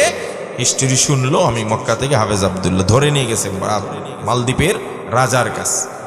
জাহাপনা এবছর তো উল্টা কাহিনী। বলি কি? প্রতি বছর আমরা একটা কুমারী মেয়েকে দৈত্যর নামে আমরা হাদিয়া দেই। এই বছর দিয়েছিলাম দৈত্যর নামে কুমারী মেয়ে, আসলে কুমারী মেয়ে ছিল না, এই ছেলেটা কুমারী মেয়ে সেজে গিয়েছিল। তাকে কি দৈত্য কিছু করে নাই? বলে না। সে কে? বলে হাফিজ কোরআন। জিজ্ঞেস করলো তুমি কি করছো সারা রাত? সে বলল আল্লাহর কোরআন তেলাওয়াত করেছি। নির্দিষ্ট সীমায় এসে দৈত্য থেমে যায়। আল্লাহর কোরআন তেলাওয়াত জারি রাখার কারণে একটা সময় দৈত্য ফিরে যায়। রাজা বলল আশ্চর্য, এটা কোন ধর্মের কিতাব? বলে ইসলাম ধর্মের কিতাব। ঠিক আছে, আগামী বছর এই টাইমে তোমাকে আবার দেওয়া হবে। যদি এই বছরও তুমি নিরাপদ থাকো, আমি তোমাকে কথা দিচ্ছি, শুধু আমি নয়, আমার গোটা রাজ্যের সব মানুষ তোমার ধর্মে দীক্ষিত হব। আগামী বছর সেম ভাবে কাহিনী হলো। হাফেজ আব্দুল্লাহকে দৈত্য কিছুই করতে পারে নাই। সাথে সাথে রাজা ঘোষণা দিল, মালদ্বীপের জনগণ যেই ইসলাম ধর্মের ধর্মীয় গ্রন্থ আমাদের রাজ্যকে দৈত্যের হাত থেকে বাঁচিয়ে দিল, আমরা অন্য কোনো ধর্মে থাকতে চাই না। সব মানুষ মিলে আমরা মুসলমান হয়ে যাই। আমরা সবাই একসাথে পড়ে লা ইলাহা ইল্লাল্লাহু মুহাম্মাদুর রাসূলুল্লাহ সাল্লাল্লাহু আলাইহি ওয়াসাল্লাম। 2 নম্বর কাজ কি? কোরআন শরীফকে ছুঁইবাই আর তেলাওয়াত করার চেষ্টা করবে। এরপর এগুলো আবার বলতেছি। তো আপনাদের নিশ্চয়ই মনে আছে হযরতে মুআজ আর মুআবিজের, আবু জাহেলের কথা। এবার আবু জাহেল বলল ঠিক আছে ইসলাম গ্রহণ করব। নবীজি শুধু হাত বাড়াইছেন, সুবহানাল্লাহ। আর হুজুরা কয় না, আরে মিয়া নবীজি যদি আঙ্গুল ইশারা দিলে 4-2 টুকরা হয়ে যায়। নবীর হাত বাড়াইতে দেরি, আবু জাহেল জট্টমের হাতে ধরতে দেরি হয় না। পাওয়াই দিছেন কে? কথা কয় না, কে লাগল পাওয়াই দিছেন? নবীজি আস্তে করে উঠাইছেন। উঠানোর পরে শর্ত ছিল কি হওয়ার? কথা কয় না, কি হওয়ার? যাদের কপালে হেদায়েত নাই এরা নিচে থাকলেও ইসলাম গ্রহণ করবে না, উপরে আনলেও, কথা কয় না, উপরে আনলেও করবে না। আমাদের দেশে কিছু কিছু মানুষ আছে দেখবেন বলে হুজুর এত চিল্লাই, সুন্দর করে কইলেই তো আমরা মানতাম, হয় না? কথা বলে। আমি এই কথা বলি না এই যে চিল্লায়া ওয়াজ করতে হবে, তবে কোনো সময় চিল্লাইতে হয়, কোনো সময় আস্তে, কোনো সময় জোরে, কোনো সময় সুর দিয়ে। খালি সুর দিয়ে হয় না, খালি আস্তে হয় না, খালি জোরে হয় না। কথা কয় না? আমরা নামাজে পড়ি না আস্তের জায়গায় আস্তে পড়া, আর জোরের জায়গায় আস্তে পড়া, জোরের জায়গায় আস্তে পড়া, না জোরের জায়গায় জোরে পড়া? তাহলে কি বুঝলেন? ধরেন একটা পুকুরের পাড়ে ছোট্ট একটা বাচ্চা খেলা করতেছে, একেবারে লাস্ট সিঁড়ি চলে গেছে, একটুর জন্য পড়ে যাবে, ওই সময় আপনি এখানে গেছেন, তখন আপনার কাজটা হবে কি? আপনি কারিয়ানা সুরে, ওই যে এখনকার আমাদের অনেক হুজুররা কেরাত পড়ে না, বিসমিল্লাহির রহমানির রহিম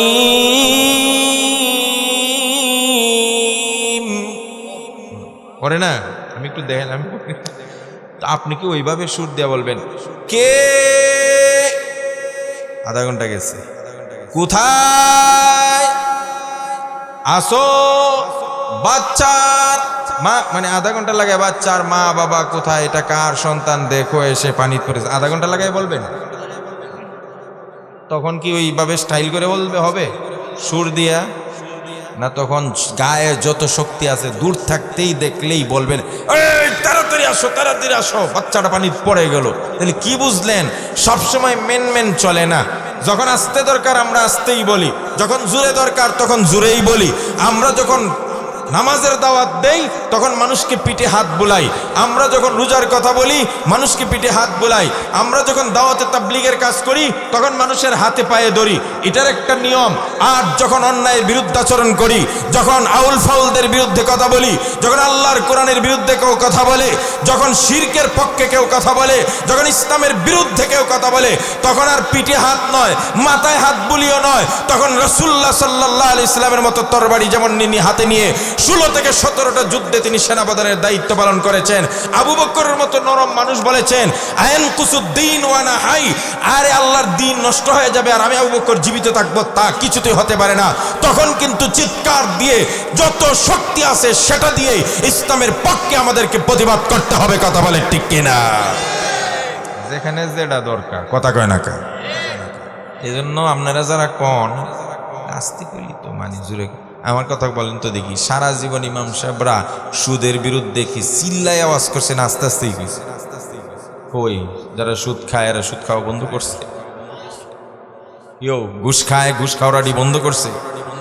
কি বুঝলেন? আস্তে আর জোরে বিষয় না, এটা একটা অজুহাত দেওয়ার। কি দেওয়া? আবু জাহেল মূলত ইসলাম গ্রহণ করবে না, এই জন্য নিচে থাকতেও না, উপরে আসলেও না। এখন উঠার পরে বলে সর্বনাশ। এতদিন মানুষে মুহাম্মদকে জাদুকর বলতো, আমি ভাবছিলাম নর্মাল লোকাল জাদুকর, এখন দেখি আসলে ইন্টারন্যাশনাল জাদুকর। নাউজুবিল্লাহ বলেন। বাপরে বাপে, এত রশি ছাড়ছে আমি লাগাল পাই না, আর মুহাম্মদে হাত দিতেই লাগাল পাইছে, তাইলে কত বড় জাদুকর। নাউজুবিল্লাহ বলেন, আরো জোরে করে নাউজুবিল্লাহ। সেই আবু জাহেল সব চক্রান্ত করছে। ওই দুই বাচ্চার কথা মনে আছে? এরা খালি জিগায়, ওরে জিগায়, ওরে জিগায়, আবু জাহেল কোনটা চাচা, তোরা আবু জাহেলের দিয়ে কি করবি? হেতি তো ওই বদর যুদ্ধের প্রধান সেনাপতি, এর ঘোড়াটা কত উঁচা, আর এর আশপাশে কত মানুষ পাহারাদার। কেন আপনি খালি দেখান চাচা, আমাদেরকে ওই আবু জাহেলকে দেখিয়ে দেন। আমার কলিজার টুকরা বিশ্ব নবীকে সারাটা জীবন জ্বালাইছে, নবীকে মারার পায় তারা করছে। আমার নবীজি সেজদায় গেলে উঠে নারী বুড়ি নবীর ঘাড়ের উপর চাপায় দিছে। চাচা গো, একটা বারের জন্য ইসলামের দুশ্মন নবীর দুশ্মনটাকে একটু শুধু দেখিয়ে দেন। একজন সাহাবী দুই ভাইকে দূর থেকে ইশারা করে দেখাইলেন, ওই যে বড় ঘোড়াটার উপর বসে আছে, মাথাটাও লম্বা, নেতা নেতা টাইপ, ওইটাই হলো আবু জাহেল। এবার দুই যুবক, ভালো করে কান খুলে রাখো, দুই যুবক ধীরে ধীরে আস্তে আস্তে কাছে যেতে যেতে একটা সময় আবু জাহেলের কাছে পৌঁছে যায়। দুই ভাই সমানে আবু জাহেলকে আঘাত করে, কিন্তু একটা আঘাতও আবু জাহেলের উপর পড়ে না, কারণ অনেক উঁচু বাচ্চারা তো। এবার দুই ভাই সিদ্ধান্ত করলো, ভাই এভাবে হবে না, এভাবে হবে না, আবু জাহেলকে না মেরে আবু জাহেলের ঘোড়ার পায়ে মার। যখন আবু জাহেলের ঘোড়ার পায়ের উপর আঘাত করতে লাগলো, পা কেটে গেল, পা ভেঙে গেল, ঘোড়া কাত হয়ে যায়। সাথে সাথে ইসলামের সবচেয়ে বড় দুশ্মনটা কাত হয়ে ধপাস করে জমিনে চিৎ করে পড়ে যায়। এমনে পড়ছে, এমনি পড়ার সাথে সাথে দুই ভাই একসাথে লাফ দিয়া আবু জাহেলের বুকে উঠে গেছে। আল্লাহু আকবার বলেন। যখন দুই ভাই উঠলেন গলা কাটবেন, গলা। আব্দুল্লাহ ইবনে মাসউদ রাদিয়াল্লাহু তাআলা আনহু কৃষকের ছেলে ছিলেন, গরিব ছিলেন, গরিব, কোনো ভালো বংশ, উচ্চ বংশের না। এই আব্দুল্লাহ ইবনে মাসউদ কোরআন তেলাওয়াত করছিলেন একবার মক্কায়, আর রহমান সূরা। আবু জাহেলের সামনে, সেখানে আরো কাফেররা ছিল। আবু জাহেল সেদিন আব্দুল্লাহ ইবনে মাসউদকে এত জোরে থাপ্পড় মারছিল, কানের পর্দা ফেটে রক্ত বের হয়। আমার নবীর সাহাবী আব্দুল্লাহ ইবনে মাসউদ কাঁদতে কাঁদতে নবীজির কাছে এসেন। নবীজি আব্দুল্লাহ ইবনে মাসউদের কান্না দেখে নিজেও কাঁদেন, সমস্ত সাহাবীরা চোখের পানি ছেড়ে কাঁদতে থাকেন। সেই আব্দুল্লাহ ইবনে মাসউদ বলেন, ও মুআযার মুআব্বিস, একদিন আমি কোরআন তেলাওয়াত করছিলাম, এই অপরাধে আমাকে আবু জাহেল এত জোরে থাপ্পড় মারছিল। সেদিন আমিও কান্না করছি, নবীজিও কান্না করেছেন, সব সাহাবীরা কান্না করছেন। ওই আবু জাহেলের প্রতিশোধটা আমাকে নিতে দে, তোরা একটু পিছনে যা, আমি আবু জাহেলের গর্দান থেকে মাথাটা আলাদা করতে চাই। আব্দুল্লাহ ইবনে মাসউদ বলেন, আমি বুকের উপর চড়ে বসলাম, তরবারি চালাবো। এই সময় আমাকে দেখে আবু জাহেল কয় যে কপালটা আমার খারাপ, আমি মৃত্যুবরণ করব, হত্যা হব, নিহত হব, ভালো কথা, কিন্তু একটা কৃষকের ছেলের হাতে আমার মৌত হচ্ছে। আমি যেমন লিডার, আজকে যদি আবু বকরের মতো সম্ভ্রান্ত কেউ আমাকে হত্যা করত, উমরের মতো কোনো মহাবীর আমাকে হত্যা করত, তাহলে আমার ইতিহাসে একটা নাম থাকতো। নাউজুবিল্লাহ বলে কি বুঝলেন?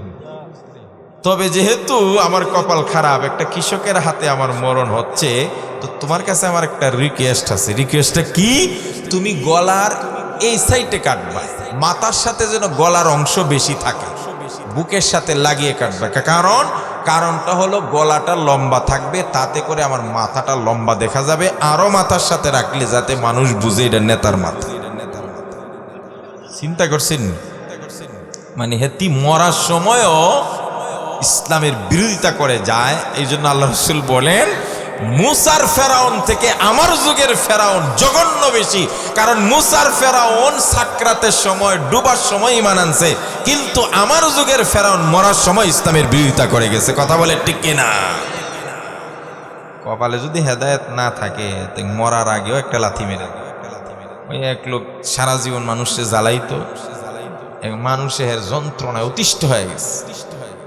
একটা সময় সে মরছে, মরার আগে পোলাপান্ডে বইলা গেছে, আমার মৃত্যুর পরে আমার লাশটা কবর না দিয়ে গাছের আঘাত ঝুলাই রাখবি 4 রাস্তার মাথা। এমন লাগে গেছে।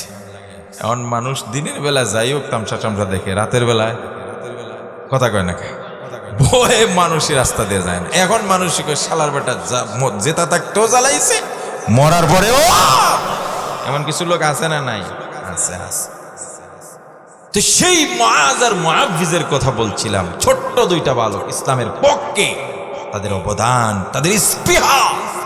এই জন্য যুবকদের 1 নম্বর কাজ কি বলছি? মোবাইল চালাবে, মোবাইলের অ্যাপসে কোরআনের অ্যাপস থাকবে। 2 নম্বর, এই মাসহাফটা কমপক্ষে 1 দিন 2 দিন পরে পরে হলেও, প্রতি সপ্তাহে হলেও একটু ছুঁইবে, দেখবে, ধরবে, চোখ লাগাবে, চোখ দিয়ে তাকাবে, বুকের সাথে লাগাবে, চুমু খাবে, আর চেষ্টা করবে এ কোরআনের তেলাওয়াত শিখতে। বলেন আর জোরে কয় না ইনশাআল্লাহ। এটা হলো তোমাদের 2 নম্বর কাজ। আর আমি যে আয়াত পড়ছিলাম, এখানে বাকি 4টা কাজ আছে। ইনশাআল্লাহ এই 4টা কাজের কথা বলি, আমি বিদায় নেব। সূরা লুকমানের 17 নম্বর আয়াতে আল্লাহ রাব্বুল আলামিন, হযরতে লুকমান আলাইহিস সালাম পৃথিবীর একজন বিজ্ঞ মানুষ ছিলেন, হিকমতওয়ালা, জ্ঞানী মানুষ ছিলেন, বিচক্ষণ মানুষ ছিলেন, আল্লাহওয়ালাও ছিলেন। হযরত লুকমান আলাইহিস সালামকে আল্লাহ জ্ঞান দান করছিলেন। সেই লুকমান আলাইহিস সালাম তার বাচ্চাকে, তার সন্তানকে ডেকে ডেকে বেশ কিছু নসিহত সূরা লুকমানে করেছেন। যে সকল পিতারা এখানে বসে আছেন, আপনারাও যদি পারেন তাহলে সূরা লুকমানের তরজমাটা আপনার সন্তানদের সামনে পড়ে শোনাইবেন। তিনি তার সন্তানদেরকে কি কি উপদেশ দিচ্ছেন। কেন বললাম এই কথা? হযরত লুকমানের এই উপদেশগুলো আল্লাহর কাছে এত পছন্দনীয় হয়েছে, আমার আল্লাহ স্বয়ং তার ভাষায় লুকমানের কথাগুলো আল্লাহর ভাষায় কোরআনে নাজিল করে একটা স্বতন্ত্র সূরা কোরআনে দিয়ে দিলেন, সূরা লুকমান। সূরা লুকমানের মধ্যে হযরত লুকমান আলাইহিস সালাম 17 নম্বর আয়াতে তার সন্তানকে ডাক দিয়ে চারটা কথা বলেছেন। চারটা কথা মনোযোগ দিয়ে শুনো। ইয়া বুনাইয়া আকিমিস সালাতা ওয়া আমুর বিল মা'রুফি ওয়ানহা আনিল মুনকার ওয়াসবির আলা মা আসাবাকা ইন্না যালিকা মিন আজমিল উমুর। আল্লাহর নবী আল্লাহ পাক হযরত লুকমানের কথা বলছেন। লুকমান তার সন্তানকে ডাক দিয়া বলেন, ও সন্তান, ইয়া বুনাইয়া, ও আমার কলিজা ছেড়া, ও আমার আদরের সন্তান, শোনো। আপনিও আমার বাবারাদেরকে বলি, আপনারা ডাইনিং টেবিলে খান আর দস্তারখানা বিছিয়ে খান।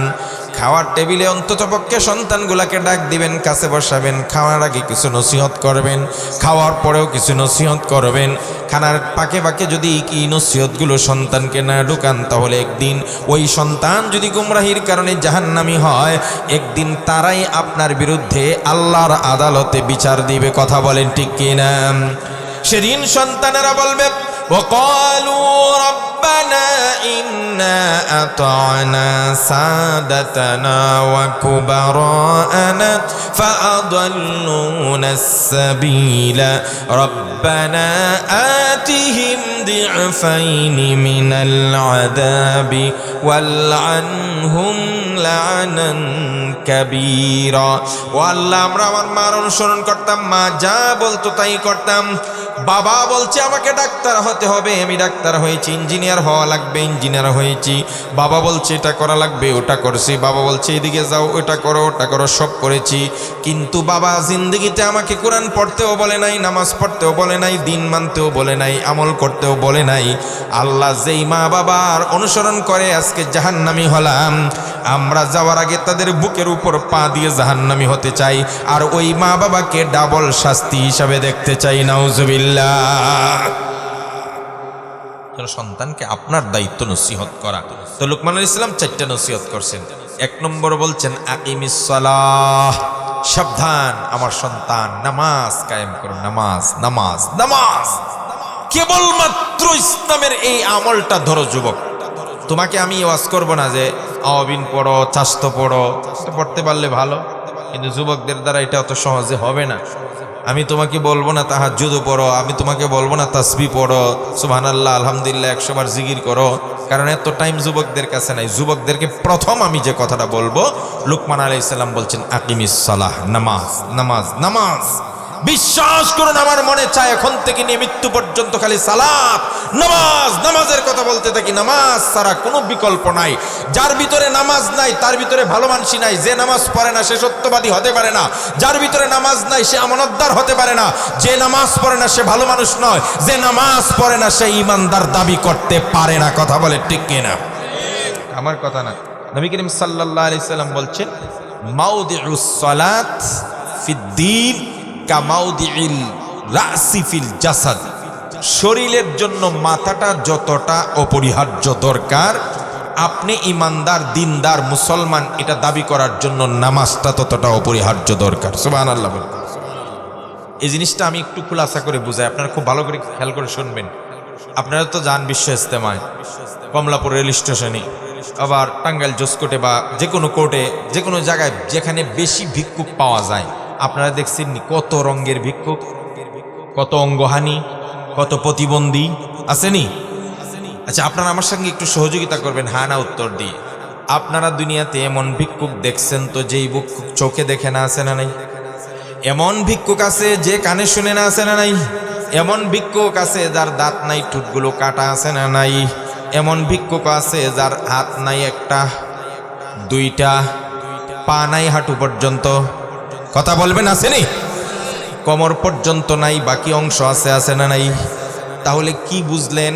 চোখ ছাড়া মানুষ বাঁচতে পারে, কানে না শুনলেও মানুষ বাঁচতে পারে, কথা না বললেও মানুষ বাঁচতে পারে, দাঁত নাই টুটকাটা তাও মানুষ বাঁচতে পারে, হাত দুইটা নাই তাও মানুষের অস্তিত্ব হয়ে মানুষ বাঁচতে পারে, মানুষকে মানুষ বলা যায়। পা দুইটা নাই তাও তাকে মানুষ বলা যায়।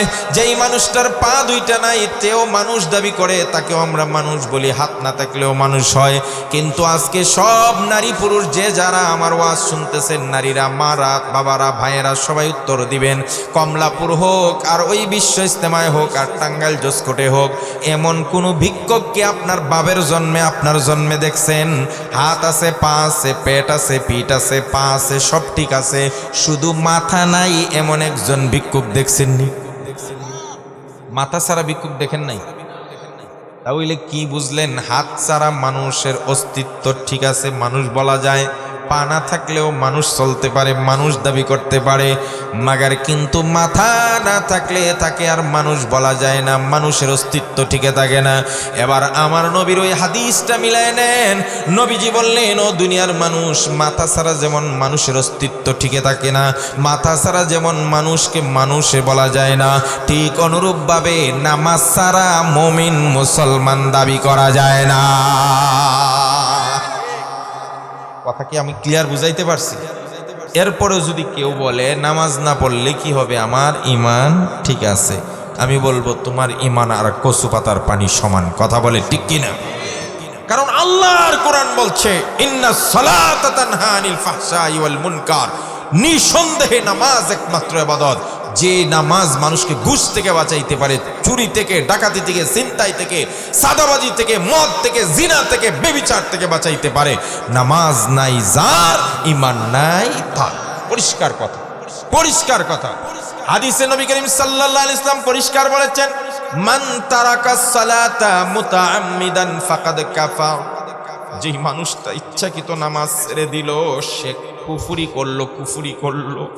আজকের যুবকদের আমার প্রথম নসিহত বলবো, মাদেরও একই নসিহত, আমার সঙ্গে ওয়াদাবদ্ধ হও। হুজুর আজকে আমরা এই আয়োজন করেছি আর আমাদের কি ওয়াজটা করতেছেন? হ্যাঁ, আমার তো কথা এটাই, তোমরা আয়োজক, ঘরের লোককেই তো আমাকে আগে ঠিক করতে হবে। কথা বলেন ঠিক কি না? আরে ভাইরা, নবী করিম সাল্লাল্লাহু আলাইহি ওয়াসাল্লামের উপর আয়াত নাজিল হয়ে গেল, ও রাসূল, ইয়া রাসূলাল্লাহ, ওয়া'মুর আহলাকা বিস-সালাতি ওয়াসতাবির আলাইহা লা নাসআলুকা রিজকা। নবীজি আপনি নিজে নামাজ পড়েন আর আপনার পরিবারের সবাইকে নামাজ পড়তে বলেন। সুবহানাল্লাহ। আমার নবীজি সাল্লাল্লাহু আলাইহি ওয়াসাল্লাম একদিন ফাতেমার ঘরে গেলেন, ফাতেমাকে ডাক দিলেন, ফাতেমা দরজা খুলে দিল। নবীজি ডাক দেয়া বলেন, ইয়া ফাতেমা। ফাতেমা বললেন, বাবা আপনার কি হয়েছে বলেন। আবার বললেন, ইয়া ফাতেমা, বাবা কি হয়েছে? ও ফাতেমা কি হয়েছে? আমার নবীজি আবার ফাতেমাকে বলছেন, ভালো করে কান খুলে শুনবেন যুবকরা, ইয়া ফাতেমা তু আনকিজি নাফসাকি মিনান নার। ও ফাতেমা, কিয়ামতের কঠিন ময়দানে আমি মুহাম্মদ সাল্লাল্লাহু আলাইহি সাল্লামের সন্তান হিসাবে তোমার আল্লাহর কাছে ক্ষমা পাওয়ার কোনো সুযোগ নাই। আমি বাবা হয়ে, মুহাম্মদ সাল্লাল্লাহু আলাইহি সাল্লাম তোমার বাবা হয়ে তোমাকে কিছুই করতে পারবো না। ফাতেমারে, তুমি তোমার ঈমান আর আমল দিয়া জাহান্নামের আগুন থেকে বাঁচো। ওই মেয়েরা আর কি বলবো। ফাতেমাকে, ফাতেমাকে চিনেন তো? ফাতেমা হলো সাইয়্যিদাতুন নিসাই। জান্নাতে যত মহিলা যাবে শুরু থেকে শেষ পর্যন্ত সব মহিলার সর্দারিনী হবে কে? ফাতেমা। বলেন কে? সেই ফাতেমাকে বলছে পিতা হিসেবে আমি মুহাম্মদ সাল্লাল্লাহু আলাইহি ওয়াসাল্লাম তোমাকে কিচ্ছু করতে পারবো না, তুমি তোমার আমল ঈমান দ্বারা জাহান্নামের আগুন থেকে বাঁচাও। বলছে কে? সর্বশ্রেষ্ঠ রাসূল, সর্বশ্রেষ্ঠ নবী, আখিরিজ জামানার পয়গম্বর, রাহমাতুল লিল আলামিন, আল্লাহর বন্ধু মুহাম্মদ সাল্লাল্লাহু আলাইহি ওয়াসাল্লাম এই কথা বলছে। আর আমার দেশের ভণ্ড পীরেরা কয় অমুকের হাতে মুড়ি ধইলেই তোমারে পার করে দিই। কি বলে না? এক কথা বলেন মুরব্বীরা, বলে কি না? এমন এক ভণ্ড গেছিল সিলেট। সিলেট গিয়া, সিলেটে কিন্তু মানুষ আবার আমলদার আছে, গিয়া বলতেছে আমি তোমাদেরকে পার করে নিব, আমার দায় দায়িত্ব, পুলসিরাতের পুল পার করে সব যারা যারা কয়। তো বেশ কিছু মুরিদ হইছে, কিছু মানুষ, একজন শুনতেছে, এক মুরব্বী, কিছু পাকনা মুরব্বী আছে না, এখন কইতাছে আমার একটা খানকা দরকার, তো যদি একটু জায়গা পাইতাম। তো মুরব্বী কই চান্স পাইছি, পিসা আমার একটা জায়গা আছে, যদি আপনার পছন্দ হয় তাহলে আপনার খানকা বানানোর জন্য দিয়া দিব। তাহলে আমার সঙ্গে চলেন, শহর থেকে একটু বাহির সাইডে, কাছে অসুবিধা নেই। গেছে বাহিরে গেছে গাড়ি দিয়ে, কতক্ষণ যাওয়ার পরে বললো আর কোথায়, বলে একটু এই সামনে হেঁটে যাইতে। হেঁটে গেছে কতক্ষণ যাওয়ার পরে আর কোথায়, ওই একটু সামনে, আর একটু সামনে করতে করতে একেবারে একটা খাল পাড়ে নিয়ে গেছে। খাল পাড়ে নিয়ে বলতেছে এখন কোথায়, এই খালের ওই পারে, ওই পাশেই। কথা বুঝতেছেন তো?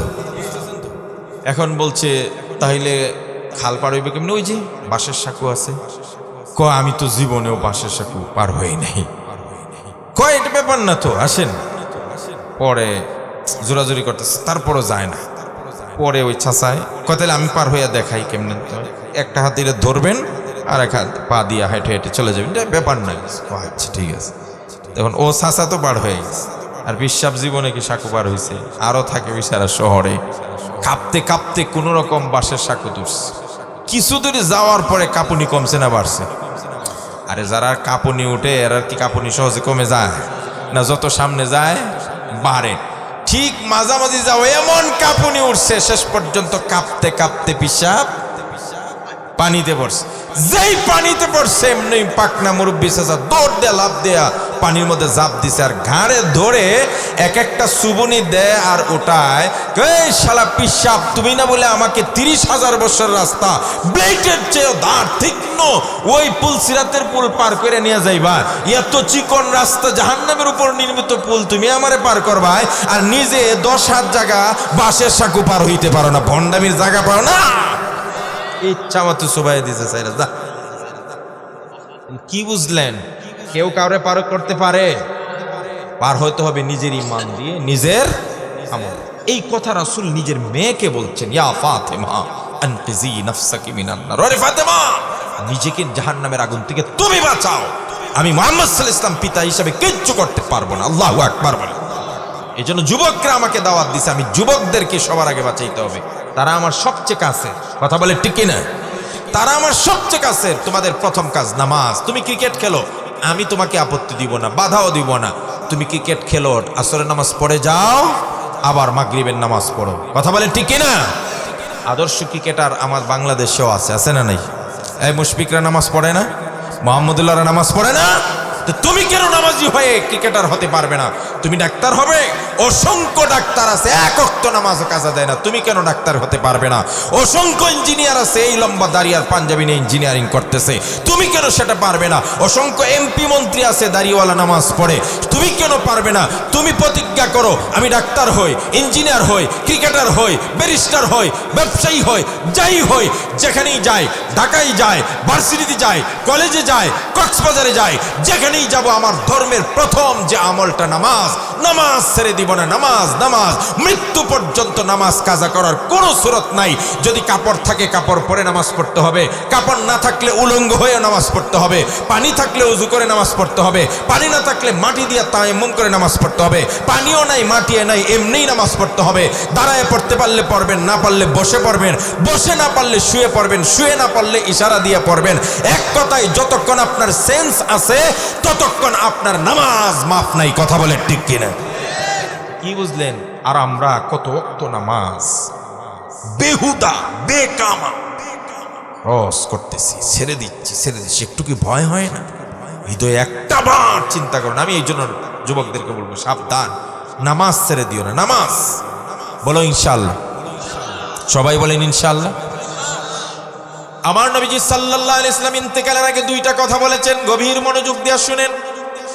মানুষ মরার আগে, ইন্তেকালের আগে জরুরি প্রয়োজনীয় কথাবার্তা বলে আমার নবীজি দুইটা কথা বলেছেন। নবীজির শেষ কথা ইন্তেকালের আগে আল্লাহর নবী সমস্ত সাহাবাদেরকে, উপস্থিত ঘরের মানুষদেরকে লক্ষ্য করে দুটা কথা বলেছেন। এক নম্বর বলেছেন আসসালাত আসসালাত ওয়া মা মালাকাত আইমানুকুম। সাহাবীরা সাবধান, নামাজ নামাজ নামাজ নামাজ নামাজ। আর বলছেন অধীনস্থদের ব্যাপারে ভালো ব্যবহার করো। অধীনস্থ, গোলাম, চাকর, কর্মী, শ্রমিক, দোকানের কর্মচারী, এদের সঙ্গে তোমরা খারাপ ব্যবহার করো না। এই দুইটা কথা নবীজি শেষ কথা। এরপরেই নবীজি বলছেন আল্লাহুম্মা রফিকাল আলা, আল্লাহ আমি আমার বন্ধুর কাছে চলে যাচ্ছি। সুবহানাল্লাহ। নবীজি 5 দিন পর্যন্ত অসুস্থ। এই কথাটা বলে শেষ করব। 5 দিন পর্যন্ত অসুস্থ। আল্লাহর নবী কখনো হুঁশ কখনো বেহুশ, দুনিয়ার মায়া ছেড়ে চলে যাবে। আমার নবীজি সাল্লাল্লাহু আলাইহি সাল্লাম জোহরের নামাজের সময় হঠাৎ বেহুশ হয়ে গেলেন। সাহাবায়ে কেরাম হযরত বিলালকে আজান দিতে বললেন। হযরত বিলাল মধুর কণ্ঠে আজান দিলেন। আজান দেওয়ার পরে নবীজির জন্য সবাই অপেক্ষা। নবীজি মসজিদে যাচ্ছেন না, নামাজ কে পড়াবে? আমার নবীজি সাল্লাল্লাহু আলাইহি সাল্লামের জন্য অপেক্ষমান। হযরত বিলালকে পাঠালেন, বিলাল যাও তো, ইমাম সাহেব আসতেছেন না, নবীজি আসতেছেন না, একটু খবর নিয়ে আসো। আমার নবীজির সাহাবী হযরত বিলাল ঘরের সামন দিয়ে পায়চারি করে আর নবীর অবস্থা জানতে চান। ভিতর থেকে আওয়াজ আসে, আল্লাহর নবী এখনো হুঁশ ফিরে আসেন নাই। নবীজির এইভাবে অপেক্ষা করতে করতে একটা সময় সাহাবায়ে কেরাম পরামর্শ করলেন, নবীজি তো আসছেন না, হুঁশ ফিরে আসতেছেন না, আসরের রক্ত প্রায় নিকটে, কাজা হয়ে যাবে নামাজ যদি না পড়ি। সাহাবায়ে কেরাম সবাই পরামর্শ করলেন, তাহলে আমরা নামাজ শুরু করে দেই জামাত বন্দী হয়ে। ইমাম হবে কে? কে রাসূলুল্লাহর যায় নামাজে দাঁড়াবে? কারো সাহস নাই। আবু বকর বললেন, ভাই ওমর, আমি তো এমনি নরম দিলের মানুষ, তুমি সাহসী মানুষ, তুমি যাও আল্লাহর নবীর যায় নামাজে দাঁড়িয়ে ইমামতি করো। হযরত উমর বলেন, ভাই আবু বকর, বেয়াদবি মাফ করবে না, আমার এটা হবে না। নবীজিকে অনেকবার তোমার কথা বলতে দেখেছি। আল্লাহর নবী বলতেন, লাউ ইত্তাখাযতু খালিলান লাত্তাখাযতু আবা বকরিন খালিলা। আমি যদি দুনিয়ার কাউকে আমার বন্ধু বানাইতাম তাহলে আবু বকরকে বন্ধু বানাইতাম, কিন্তু মূলত আমার বন্ধু হলেন স্বয়ং আল্লাহ। ওয়ালাকিন্না সাহিবাকুম খলিলুল্লাহ। হযরত ওমর বললেন, তাই আবু বকর ভাই তুমি যাও। হযরত আবু বকর ইমামতিতে দাঁড়ায় গেলেন। ইত্যবসরে কিছুক্ষণ পরেই আমার নবীজি হুঁশ ফিরে আসেন। নবীজির হুঁশ ফেরার সাথে সাথে হযরত আয়েশাকে বললেন, আয়েশা রে, আমাকে উঠাও, আমাকে উঠাও আর মসজিদে নববীর জানালার পর্দা সরায় দাও। আমি দেখতে চাই আমার মসজিদের মুসল্লিদের হালত কি। সুবহানাল্লাহ। হযরত আয়েশা বলেন, আমি যখন নবীজিকে ধরে উঠালাম, জানালার পর্দা সরালাম, নবীজি দেখলেন সাহাবীরা আমার বাবার ইমামতিতে সাতকারী কাতার বন্দী হয়ে নামাজ পড়তেছে সুশৃঙ্খলভাবে। আল্লাহর নবী দৃশ্যটা দেখার সাথে সাথে চোখ দিয়ে টলটপ করে পানি ছেড়ে দেন আর মুস্কি হাসি দেন। সুবহানাল্লাহ। হযরত আয়েশা বলেন, ইয়া রাসূলুল্লাহ, আপনি কান্না করছেন কেন? আপনার কি কষ্ট হচ্ছে? আমার নবী বললেন, আয়েশা রে, এটা আমার কষ্টের কান্না নয়, বেদনার কান্না নয়। ও আয়েশা, আমি দেখতেছিলাম আমার আবু বকরের পিছনে যেভাবে আজকে সাহাবীরা কাতারবন্দি হয়ে নামাজ পড়তেছে, কিয়ামত পর্যন্ত একজন ইমামের পিছনে হাজার হাজার উম্মত এইভাবে কাতারবন্দি হয়ে নামাজ পড়বে। অনাগত উম্মতদের সেই নামাজের দৃশ্য দেখে আমার ভিতরে এত আনন্দ আসছে, এত আনন্দ আসছে। সারা জীবন আমি ওই মেহনতটাই করেছিলাম, মানুষ যেন আল্লাহর কদমে সেজদা করে। আজকের এই দৃশ্য দেখে অনাগত উম্মতের সেই নামাজের দৃশ্য আমার চোখে ভাসছে। এটা দেখে অতি আনন্দে বেশি খুশি হইয়া আমি কান্না করতেছি। এটা বেদনার কান্না নয়, কষ্টের কান্না নয়, আমার উম্মতের নামাজের দৃশ্য দেখে আনন্দের কান্না। এজন্য মত আমার যুবকরা বলেন, আমরা নামাজ পড়ার চেষ্টা, বলেন ইনশাআল্লাহ, আর জোরে কোন ইনশাআল্লাহ। একটা 2 নম্বর বলছেন, আকিমিস সালাত ওয়া'মুর বিল মারুফ, মানুষকে সৎ কথা বলবেন, সৎ উপদেশ দিবেন, ভালো কাজের আদেশ দিবেন।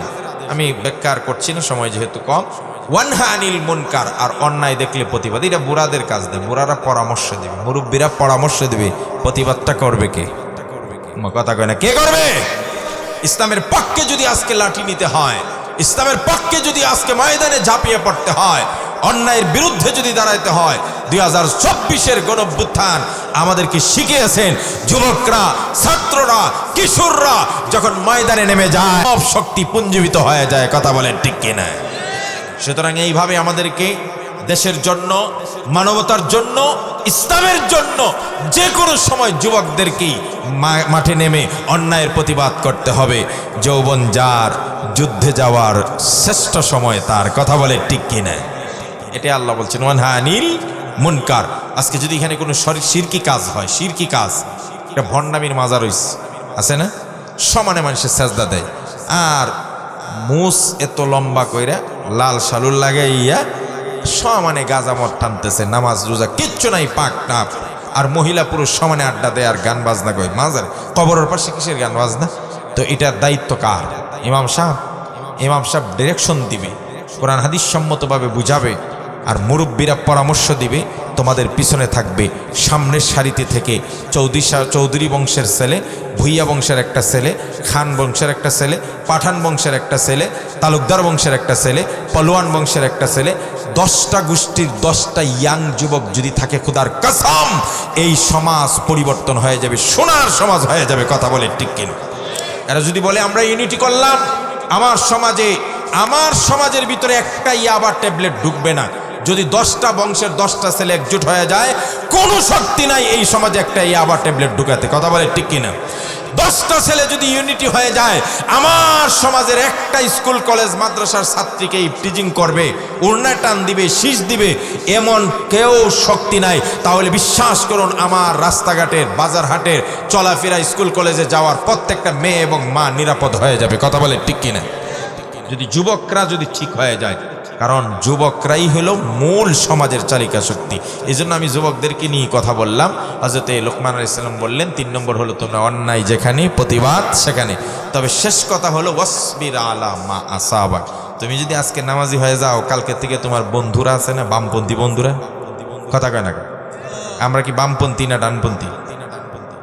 বামপন্থীরা জাহান্নামী হবে, সোজা কথা। এটা আল্লাহ বলছে না, আসহাবুশ শিমালি মা আসহাবুশ শিমাল, বামপন্থীরা জাহান্নামী যাবে, আর আসহাবুল ইয়ামিন মা আসহাবুল ইয়ামিন, ডানপন্থীরা জান্নাত। আমি বুঝি না, মুসলমানের সন্তান কোনোদিন বামপন্থী হতে পারে না। কথা বলে ঠিক কিনা? সুতরাং বামপন্থীরা তোমাদেরকে নিয়ে টিটকারি দিবে, মস্কারা করবে। আরে বাবা, তুই দি মোল্লা হয়ে গেছ, তুই দি হাজি হয়ে গেছ, কালকে থেকে তুমি নামাজ পড়বে কলেজে গিয়ে, দেখবে তোমাকে কত টিটকারি, কত মস্কারি, কত কিছু করবে, ক্রিটিসাইজ করবে। যুবক, তার ক্রিটিসাইজ আমার কিছু আসে যায় না। একটা হিন্দু ছেলে যদি তার পূজা পার্বণে তোমাকে দাওয়াত দিতে পারে, একটা হিন্দু ছেলে যদি লেখা পড়তে পারে, একটা হিন্দু ছেলে যদি হুলি খেলার নাম করে তার ধর্মীয় উৎসবে তোমাকে নিতে পারে, একটা হিন্দু ছেলে যদি, বৌদ্ধ ছেলে যদি তার ধর্মের প্রথা পালন করতে পারে, তাহলে তুমি মুসলমান কেন তোমার নামাজ পড়তে পারবে না? মুসলমান কেন টুপি মাথায় দিতে পারবে না? মুসলমান কেন ইসলামের পরিচয় দিয়ে পায়রুটি করবে না? তুমি সব জায়গায় বলবে আমি মুসলমান। তুই ঠাট্টা কর, মস্কারি কর, যা মনে চাই তা কর, আমি ধৈর্য ধরলাম আল্লাহর জন্য। আল্লাহ তোমাকে সব রাস্তা সহজ করে দিবে। কথা বলে ঠিক কিনা? একটু হিম্মত করো, দেখবে তোমার পাল্লা বাড়ি হয়ে যাবে। কালকের থেকে তোমার সব স্টুডেন্টটাই কথা বলবে, যতই টিটকারি করুক বলবে নারী, আমরা যাই করি ছেলেটা কিন্তু সৎ, আমরা যাই করি সে কিন্তু খুব ভালো, যাই করি সে কিন্তু খুব ভালো, সে আদর্শবান একটা ছেলে, প্রশংসা করতে বাধ্য হবে। কথা বলে ঠিক না? এই জন্য চাইও আবার 2 দিন নামাজ পড়ে 3 দিন টিটকারি শুই না বলে দূর আর পড়ি না, গেলেই খালি বন্ধুরা এই কয় সে না। তুমি অস্পির ধৈর্য ধারণ, ধৈর্য সব জায়গায় লাগবে। দেখবে তুমি নামাজ পড়বা, তোমার অভাব আল্লাহ প্রথম পরীক্ষা করবে, অভাব দূর। যারা নামাজিদের অভাব বেশি না, কথা কয় না, ঘরে কত মানুষে কয় হুজুর নামাজ তো পড়ি কিন্তু অভাব তো দূর হয় না। আল্লাহ পরীক্ষা করেন, দেখি তুমি কতটুকু ইমানের উপর ঠিক থাকো। ওই যে কোরআন শরীফ বলছে না, ওয়ালা নাবলুওয়ান্নাকুম বিশাইইম মিনাল খাউফ ওয়াল জু' ওয়া নাকসিম মিনাল আমওয়াল ওয়াল আনফুস ওয়াথ থামারাত। আমি ইমানদারকে পরীক্ষা করব জানের ক্ষতি করে, মালের ক্ষতি করে, অসুস্থতা দিয়ে, সন্তান নিয়ে গিয়েও জীবিকার অভাব হবে, অভাব অনটন হবে, কিন্তু সবশেষে আল্লাহ বলছেন ওয়াবাশশিরিস সাবির। বলেন না ওয়াবাশশিরিস, যদি ধৈর্য ধরতে পারো এর ফল যে কি মিষ্টি হবে, দুনিয়ায় শান্তি, পরকালেও এবারটাই পরকালে যদি কোনো রকম ইমানটার আমলটা নিয়ে যাইতে পারস, কি এর নায়ক নায়িকা, কি এর সুন্দরী মন্দুরি, তোরে 70টা হোর দেওয়া হবে। একটা হোর যদি তার কনিষ্ঠাঙ্গুলের অগ্রভাগ দুনিয়ার আকাশের নিচে আত্মপ্রকাশ করত, সমস্ত দুনিয়ার আলোক রশ্মি যা আছে, চাঁদ সূরজ গ্রহ নক্ষত্র সব ম্লান হয়ে যেত, ম্লান হয়ে যেত, তার আলোতে সব অন্ধকার হয়ে যেত। আল্লাহু আকবার। বুঝনি? বুঝো, একটা হুররে 70 পল্লা কাপড় পরানো, এক পাট, আমি পড়ছি না পাঞ্জাবি, এর উপরে কোট, এভাবে 70টা পাট দিবে। দেওয়ার পরেও তার পায়ের গুছা আছে না, গুছার চামড়ার ভিতরের গুস্ত, গুস্তের ভিতরে হাড্ডি, হাড্ডির ভিতরের যে ক্যালসিয়াম থাকে না, ওইটা পর্যন্ত দেখা যাবে। এত সুন্দর কয় না? সুবহানাল্লাহ কয় না? আল্লাহর কাছে এক জান্নাতি বলবে, আল্লাহ আপনি বলছেন ওয়ালাকুম ফিহা মা তাশতাহি আনফুসুকুম ওয়ালাকুম ফিহা মা তাদউন। আল্লাহ আপনি বলছেন জান্নাতীরা যা চাইবে আমি তাই দিব। আল্লাহ দুনিয়াতে আমি ভালো বিয়া করতে পারি নাই, প্রেম করতে পারি নাই, হুজুরদের কথা শুনে আজকে আমি বিয়া করতেছি। আল্লাহ কবে তোর বিয়ার আয়োজন চলছে, বিয়া হয়ে গেছে, এবার বলবে আল্লাহ আমি একটা বাপ ডাক শুনতে চাই। আল্লাহ কবে কয় বছরের সন্তান লাগবে? তুমি যদি কো সদ্য বাচ্চা হইলে যে মেও মেও করে ডাকে এটা শুনতে চাই, আল্লাহ কবে তাই দেওয়া হবে। যদি কও না আমি 2 বছরের বাচ্চা চাই, 2 বছরের বাচ্চা হয়ে যাবে। যদি বলো না 10 বছর একটা সন্তান চাই যার হাত ধরে আমি দৌড়াইতে পারি, আল্লাহ বলবেন তাই হয়ে যাবে। আল্লাহর কাছে যদি তুমি যুবক বলো দুনিয়াতে অনেক আফসোস করছি, আর অনেক তেল টেল মাখছি, ক্রিম টিম মাখছি, ফ্যাশন টেশন ধরছি, কিন্তু সালমান খানের মতো আমি সুন্দর হইতে পারি নাই। আল্লাহ বলবে আজকে দুনিয়ার বাজারে, জান্নাতের বাজারে যাও, বিভিন্ন ফটোগ্রাফি আছে, কোন চেহারার মতো তোমার চেহারা বানাইতে চাও, বলতে দেরি ওই চেহারা হতে দেরি হবে না। আরেকদিন আসলে জান্নাতের ওয়াজ করুন। যুবক দুনিয়ার না পাকে বেটা 2 দিন পরে চামড়া গুজ হয়ে শেষ, দৌড়ায় লাভ কি? কথা কয় না কা? আল্লাহ তাআলা আমাদেরকে বুঝার তৌফিক দেন, বলেন আমিন। আমরা ইসলামের পক্ষে থাকবো, কোরআনের পক্ষে থাকবো, সৎ মানুষের পক্ষে থাকবো, বলেন ইনশাআল্লাহ।